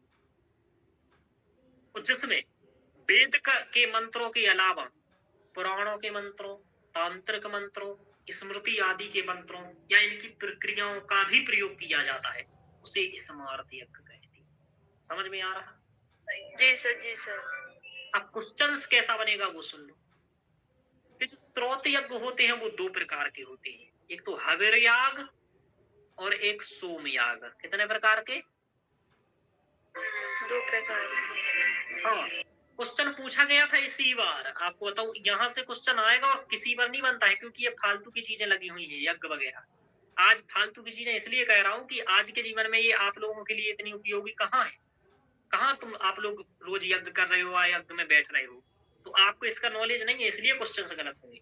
तो ध्यान रखो कि श्रौत यज्ञ जो वेद के आधार पर किए जाते हैं वो 2। हविर याग क्या होता है और सोम याग क्या होता है? सोम एक वृक्ष की लता होती है, वृक्ष होता है, क्या होता है? वृक्ष। और वृक्ष की एक लता होती है, यानी कि उसके पत्ते आदि, उसमें से जूस टाइप का निकाल दिया जाता है, यानी कि उसके रस निकाल दिया जाता है, तो उसे ही कहा जाता है सोम रस। क्या कहा जाता है? सोम रस। और जिस यज्ञ में सोम रस की आहुति दी जाए, यानी कि रस, जैसे घी की आहुति नहीं देते हैं, घी की जगह सोम रस की आहुति दी जाए, उस यज्ञ को कहते हैं सोम यज्ञ। क्या कहते हैं? समझ में आया ज्योति जी, पूनम जी, सोम याग क्या है? जी सर। जिसमें सोम रस की हवि के रूप में प्रयोग किया जाता है, तो सोम रस का हवि के रूप में प्रयोग किया जाता है, उसे सोम याग कहते हैं। सोम रस क्या होता है? एक वृक्ष होता है, उसकी लताएं होती हैं, उस लताओं का जूस निकाल दिया जाता है और वही जूस सोम रस कहलाता है। समझ में आ रहा? सरल भाषा में बता दिया क्या है सोम रस। अब देखो आगे, अब फिर हविर याग में क्या किया जाता है सर? हविर याग में क्या होता है कि इस हविर याग में दूध से या घी से या पुरोड़ास से की आहुति दी जाती है। पुरोड़ास आप वही समझ लो जो जिसमें आप चावल मिला देते हो, है ना, तिल मिला देते हो, जौ मिला देते हो, वो सब बातें। तो दूध घी या पुरोड़ास से जब किया जाता है तो उसे हविर याग कहते हैं। समझ में आया? तो नीलम जी, पूनम जी, सोमयाग और हविर याग में मूल अंतर क्या है बताओ? ज्योति जी को समझिए, क्या अंतर समझ में आया सोमयाग में और हविर याग में? बोलो भैया, कुछ तो बोलो। अरे यार तुम लोग बोलते नहीं हो, दिमाग खराब होता है मेरा। क्या हुआ ज्योति जी, कुछ समझ में नहीं आया क्या? पूनम जी, सर सोमयाग यानी सोमलता का रस जिसमें रस डाला जाता है उसे कहते हैं। हाँ, और हविर याग? जिसमें दूध घी और पुरोड़ास यानी सामग्री डाला जाता है उसे बोलते हैं। हाँ, तो ये तब से नहीं बोल पा रही कि दूध घी और पुरोड़ास क्या होती जाती है हविर याग में, और सोमयाग में सोम रस का प्रयोग किया जाता है। पूछेगा सोम रस प्रयोग कस्मिन् यज्ञे भवति? सोमयाग। सोमयाग, और वहां सोमयाग विकल्प लेकर के आपको अग्निष्टोम याग देगा। समझ में आ रहा? जी। अब आपसे क्या पूछेगा कि सोमयाग और हविर याग तो आपको मालूम चल गया। अब आपके सिलेबस में जो 3 यज्ञ लगे हैं उनमें से 2 हवि याग है। अग्निहोत्र और 10 पूर्णमास कौन सा यज्ञ है? हविर याग। और जो अग्निष्टोम है वो कौन सा याग लगा हुआ है आपको? सोमयाग। सोमयाग। अग्निष्टोम किसने किया था? बाली हाँ, अग्निष्टोम का अभी पढ़ाया था सोमयाग है, सोमरस का प्रयोग किया जाएगा। अब आपसे यही पूछेगा निम्नलिखित में से कौन सा स्रोत यज्ञ नहीं है? तो स्रोत यज्ञ में वहां 4 विकल्प देगा। एक देगा अग्निहोत्र, एक देगा 10 पूर्णमास, एक देगा अग्निष्टोम, एक देगा पाक यज्ञ। तो आपको ध्यान रखना है कि ग्रह यज्ञ, पाक यज्ञ, वैष्णुदेव यज्ञ और मासिक श्राद्ध ये सब स्मारक के अंदर हैं, ये स्रोत के अंदर हैं ही नहीं। अब आपसे नीचे पूछेगा निम्नलिखित में से कौन सा याग हविर याग है या हविर याग नहीं है? तो हविर याग में आपको क्या देगा? अग्निहोत्र याद रखना है, 10 पूर्णमास याद रखना है, पितृयज्ञ याद रखना है, चातुर्मास यज्ञ याद रखना है। ये हविर याग है। यानी आपसे ये ऐसा पूछेगा कि निम्नलिखित में से कौन सा हविर याग है, कौन सा स्रोत याग है। कौन स्रोत याग में तो ये दोनों आ जाएंगे, ठीक है। लेकिन जब पूछेगा सोम याग कौन सी है, तो सोम यागों के नाम याद रखना है। और ये पूछा गया था आपसे क्वेश्चन कब? अगस्त वाले पेपर में। अग्निष्टोम जो आपके पेपर में लगा है वो सोम याग है। जो वाजपेयी यज्ञ होता है, वाजपेयी यज्ञ सुना आपने कभी? हाँ जी सर। तो वो भी सोमयाग है, सोमरस का प्रयोग होता है। ऐसे अतिरात्र यज्ञ होता है, वो भी सोमयाग है। षोडशी यज्ञ भी सोमयाग है। उक्त ये भी सोमयाग है। आप्तोरयाम ये भी सोमयाग है। यानी कि सोमयागों के नाम याद रखना है आपको। कौन कौन से सोमयाग कितने हैं? तो 7 हैं। कितने हैं? 7। हविर याग कितने हैं? 7। पाक याग कितने हैं? 7। क्वेश्चन ऐसे पूछेगा निम्नलिखित में से कौन सा हविर याग है या कौन सा हविर याग नहीं है? कौन सा पाक याग है, कौन सा पाक याग नहीं है, कौन सा सोमयाग है, कौन सा सोमयाग नहीं है। यानी कि ये सब आपको याद रखना चाहिए कि 7 पाक याग कौन से हैं, सोमयाग कौन से हैं, और कुछ कुछ 100% याद रहने चाहिए। जैसे आपके सिलेबस में 3 लगे हैं जिसमें से तीनों आपको याद हो गए कि भैया अग्निहोत्र और 10 पूर्णमास क्या है? हविर याग। और अग्निष्टोम, अत्यग्निष्टोम, उक्त, षोडशी, वाजपेयी, अतिरात, आप्तोरयाम ये सब सोमयाग है। यानी कि इन सब में सोमरस का प्रयोग होता है। तो आपसे पूछेगा निम्नलिखित में से कौन से सोमयाग हैं, तो याद रखना है कि अग्निष्टोम, अत्यग्निष्टोम, उक्थ, षोडशी, वाजपेय, अतिरात्र, आतुर्याम। समझ में आया? ये क्या है? सौमयाग है। आपसे पूछेगा निम्नलिखित में से कौन से हविर याग है, तो आपको ध्यान रखना है कि जब हम श्राद्ध करते हैं, कोई मर जाता है या बिना मरे भी कर दे, तो उसमें हम आहुति वगैरह नहीं देते हैं। समझ में आ रहा? या वैष्णुदेव है, या श्रवणा है, या शूलगव है, या अष्टका है, या पार्वण है, या उपासन है। उपासन, वैष्णुदेव, पार्वण, अष्टका, मासिक श्राद्ध, श्रवणा, शूलगव, ये सब पाक यज्ञ। लेकिन हवि याग आपको याद रखना है कि अग्निहोत्र, 10 पूर्णमास, ये 2 तो सिलेबस में ही लगे हैं। 5-7 में से 5-2 तो याद हो ही गए। उसके अलावा चातुर्मास से अभी पढ़ा, जो 4 महीने में होता है, तो वो भी हो गया। आग्रायण, पशुबंध, स्तोत्रामणि और पितृयज्ञ, ये हविर याग है। यहाँ मासिक श्राद्ध, ये पाक याग है। यहाँ तो इस तरीके से आपको याद रखना है। टोटल ये कितने यज्ञ हैं सब मिला के? स्मृति में यानी कि गौतम धर्म सूत्र में 21 यज्ञों का चर्चा आया है कि 21 यज्ञ होते हैं, जिसमें से 7 पाक यज्ञ होते हैं, 7 हविर यज्ञ होते हैं, 7 सोम यज्ञ होते हैं। और तीनों यज्ञों को करने के लिए आपको सपत्नीक होना चाहिए, यानी कि पत्नी होनी चाहिए साथ। क्या होनी चाहिए? पत्नी। हाँ, चलिए, ये मेन कंडीशन है। तो और भी बातें हैं, विशेषताएं। तो इतना आपको समझ में आया यज्ञों के बारे में? जी सर। कि आपका अग्निष्टोम एक सोमयाग है।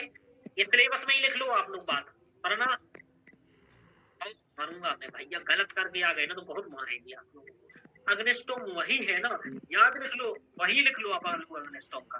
अग्निष्टोम एक सोमयाग है, अग्निहोत्र एक हविर याग है, 10 पूर्णमास एक हविर याग है, और पंच महायज्ञ में से कोई नहीं है। देखो कहाँ लिखा है, वो अलग ही से। तो ये समझ में आया इतना?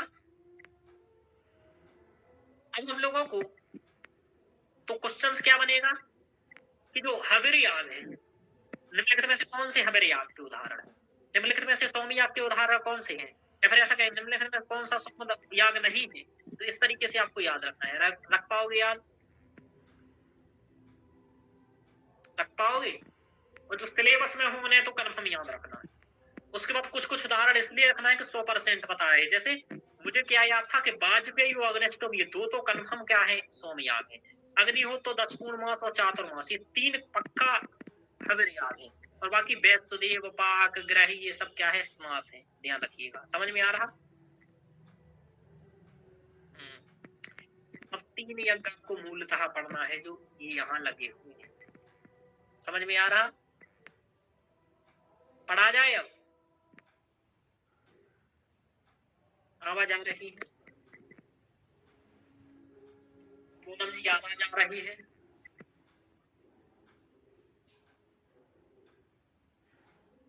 क्यों नहीं हो यार आप लोग? नीलम जी आ रहे हैं?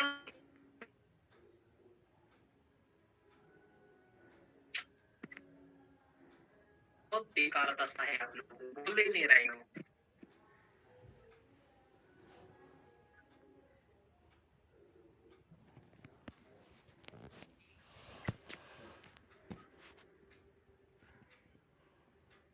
चलिए मैं तो पढ़ा देता हूँ, पढ़ू ना पढ़ू,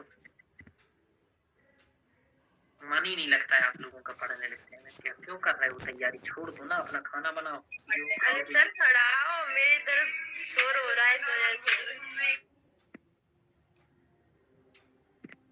अग्निहोत्र यज्ञ के बारे में पढ़ते हैं, जो आपके सिलेबस में पहला लगा है। अग्निहोत्र यज्ञ का मतलब क्या है? तो सबसे पहले यहाँ अग्निहोत्र यज्ञ देखेंगे आप, तो जो अग्निहोत्र यज्ञ होता है, यह एक प्रकार का हविर याग है। तो ये तो आपको मालूम चल चुका कि हविर याग, प्रथम और श्रेष्ठतम यज्ञ कहा गया है। इसमें जो आहुति डलती है वो घृत, दूध और पूर्णास की डलेगी, ये भी आपको मालूम चल गया है। ये प्रातः और सायं दोनों में किया जाता है, मतलब सुबह भी करना है, शाम को भी किया जाता है। कौन करता है इसको?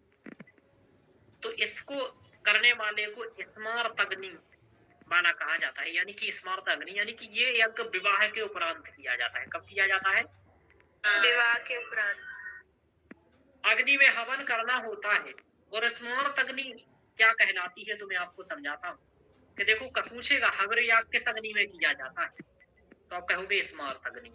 या अग्निहोत्र यज्ञ किसमें कहा जाता है? स्मार्त अग्नि। स्मार्त अग्नि होती क्या है? स्मार्त अग्नि दो परिस्थितियों में आपको मिलती है। आपकी शादी होती है तब आपसे हवन कराया जाता है शादी में, कि क्या था नीलम जी? तो शादी करवाई जाती है तब आपको हवन करवाया जाता है, और वहां अग्नि आपकी एक दी जाती है, अग्नि आपके लिए। तो उसमें अग्नि एक तो उस समय से स्मार्त अग्नि कहने लगती है, दूसरा संपत्ति में मिलती है अग्नि। माता पिता के बाद वो अग्नि मिलती है आपको, उस स्मार्त अग्नि हो गया, यानी कि संपत्ति में के साथ ही आपको मिल जाता है अधिकार। तो ये तो हो गया कि एक तो शादी के समय, एक माता पिता की संपत्ति के साथ। होता क्या है, इनका कहना ऐसा था कि अभी भी आप गांव में देखेंगे तो शाम को क्या करते हैं कि अग्नि को ढक के रख दिया जाता था पहले, और उसी अग्नि से सुबह अग्नि कर दी जाती। फिर सुबह की अग्नि कुछ मतलब रखा जाता था किसी तरीके से संरक्षण करके, शाम को फिर उसी से जलाया जाता था। यानी कि इनका मतलब यह था कि आपके घर में अग्नि 24 घंटे जलती रहे, और उससे आप और सुबह शाम जो आज होम कहते हैं ना, कि होम कहते हैं ना, क्या सर?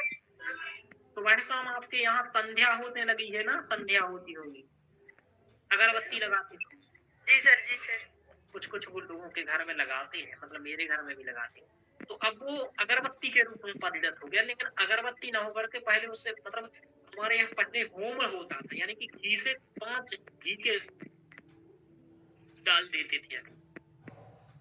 एक गोबर का कंडी उसको बोलते हैं हमारे यहाँ, जो भी बोलते हैं आपके यहाँ, बनाया जाता है गाय के गोबर या जिसका भी, उसमें अग्नि लगा लेते थे और उस पर घी छोड़ते थे होम कर। तो ये होम में परिणत हो गया। उससे पहले सुबह शाम पति पत्नी क्या करते थे? यज्ञ करते, आहुति छोड़ते। वही क्या है? वही यज्ञ अग्निहोत्र यज्ञ। अभी भी कुछ ब्राह्मण होते हैं, उनकी गोत्र होती है अग्निहोत्र, और उन्हें कहा जाता है ये अग्निहोत्री ब्राह्मण है। कुछ अभी भी करते हैं अग्निहोत्री ब्राह्मण सुबह शाम, यानी कि ये सुबह शाम किया जाता था। ये एक तो ये हो गया। दूसरा, ये दो तरीके से किया जाता था। एक तो सुबह शाम किया जाता था, ये दो प्रकार होता था। एक तो नित्य, यानी कि रेगुलर, रोज करो,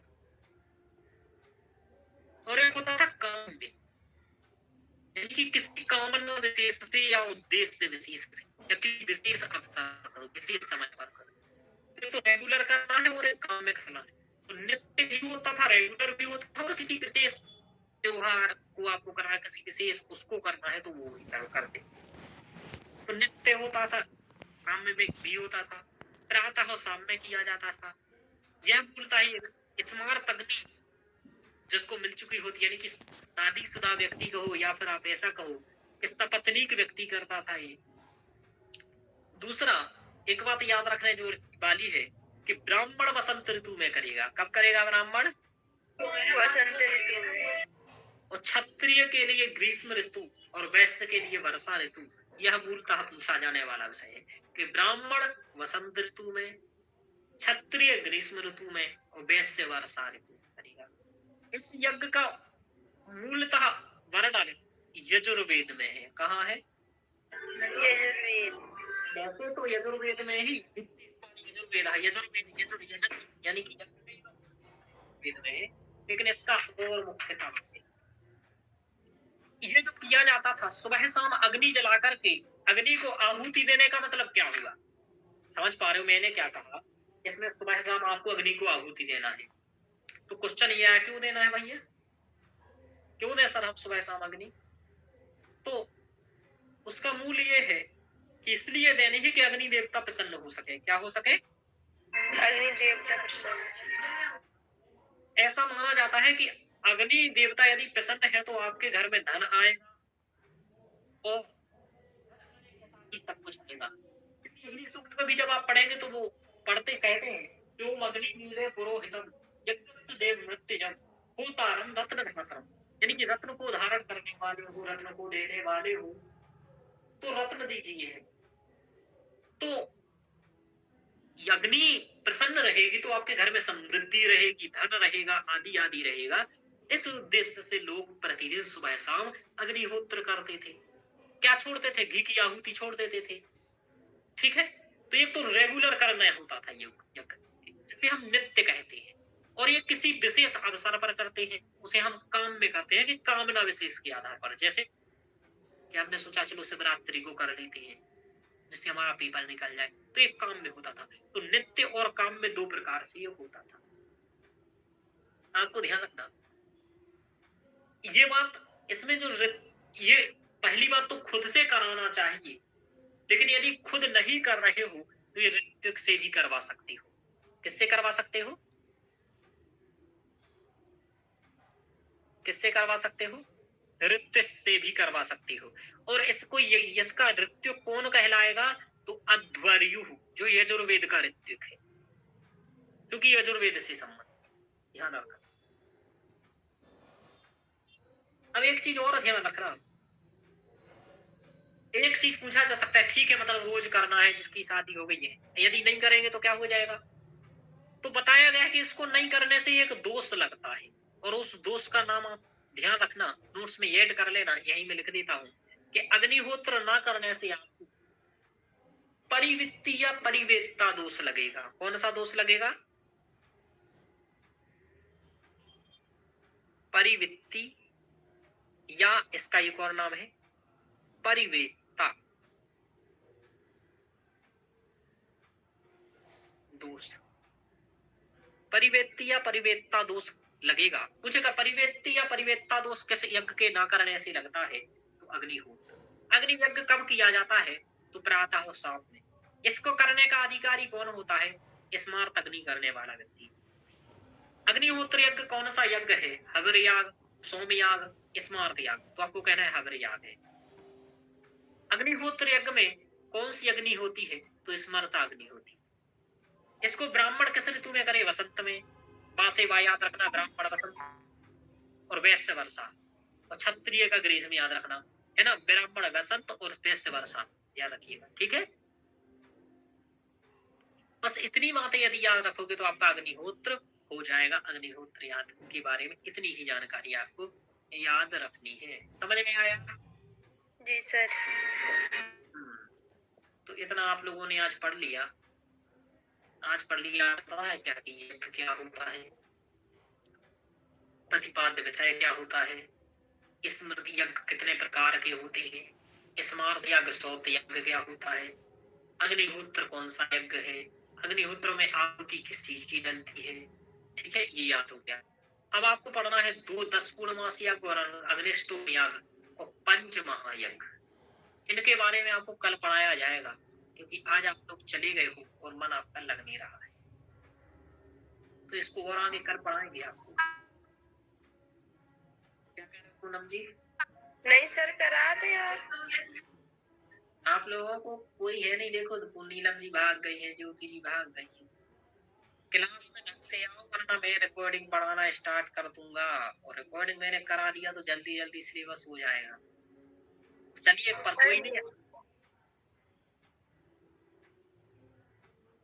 आप लोग पढ़ो यहाँ, वरना रिकॉर्डिंग तो सबके पास अवेलेबल रहेगी, डेट भी निकल जाएगी, डेट भी बढ़वानी पड़ेगी। 1 साल से आपको 2 साल करवाना पड़ेगा और फिर पैसा लगेगा। इसलिए आराम से 1 साल में ढंग से 3-4 बार लेक्चर देख करके कर लो। आप लोगों को लग रहा होगा 1 साल तो बहुत होता है सर, तो आपको बताऊं दर्शन ही 60 घंटे के लेक्चर है। कितने के? 60 घंटे। 30 और 40 मिनट के। और यदि आपकी फर्स्ट यूनिट देखें तो फर्स्ट यूनिट के लेक्चर 30 घंटे के है, तो 90 घंटा हो गया केवल 3 यूनिटों में। 90 घंटा। अब आपको ये सब मिला करके बहुत हो जाएगा, इसलिए आप लोग रेगुलर पढ़ो और क्रम से आओ। कल पढ़ना आना आज इतना ही रखते हैं, कल इसको आगे बढ़ाया जाएगा, कोशिश किया जाएगा ये यूनिट कल समाप्त हो जाए, ठीक है। जी सर। आज कितना हो गया तो वो भी मैं आपको बता देता हूँ। आपको होमवर्क दिया है सभी को, वो करके आना है, नहीं करना है तो कोई मत करना, मैं तो करूंगा तो मेरा आगे निकल जाएगा। आप लोग बस केवल देखते रहना, लार टपकाते रहना। पढ़ना है भैया आप लोगों को। प्रतिपाद्य विषय हो गया आज, विधि और उसके प्रकार हो गया, ये पढ़ के आना है। अग्निहोत्र पढ़ के आना है। कुछ बातें आपको अग्निस्टोम की भी मालूम चल चुकी हैं, 10 पूर्णमास की मालूम चल चुकी है, तो इतना तो पता चल ही चुका है कि अग्निहोत्र क्या होता है। जी सर। कल ये कंप्लीट हो जाएगा ये आख्यान वगैरह सहित। तो अब ये बात ध्यान रखना कि ये कल की क्लास में आपका ब्राह्मण साहित्य कंप्लीट हो जाने वाला है। तो आपको क्या करना है कि अब आपको ध्यान रखना है, क्योंकि इसके बाद डायरेक्ट यूनिट हम लोग पढ़ने वाले हैं रामायण महाभारत वाली। समझ में आ रहा? जी सर। 9वीं 10वीं यूनिट। तो धीरे धीरे 5 यूनिट लगभग कंप्लीट हो गया है आपका। बाकी यूनिट धीरे धीरे सिलेबस हो रहा है, आप लोग करिए जल्दी से। समझ में आ रहा है? जी सर। जी सर। ठीक है, तो आज इतना ही रखते हैं। शुभ रात्रि।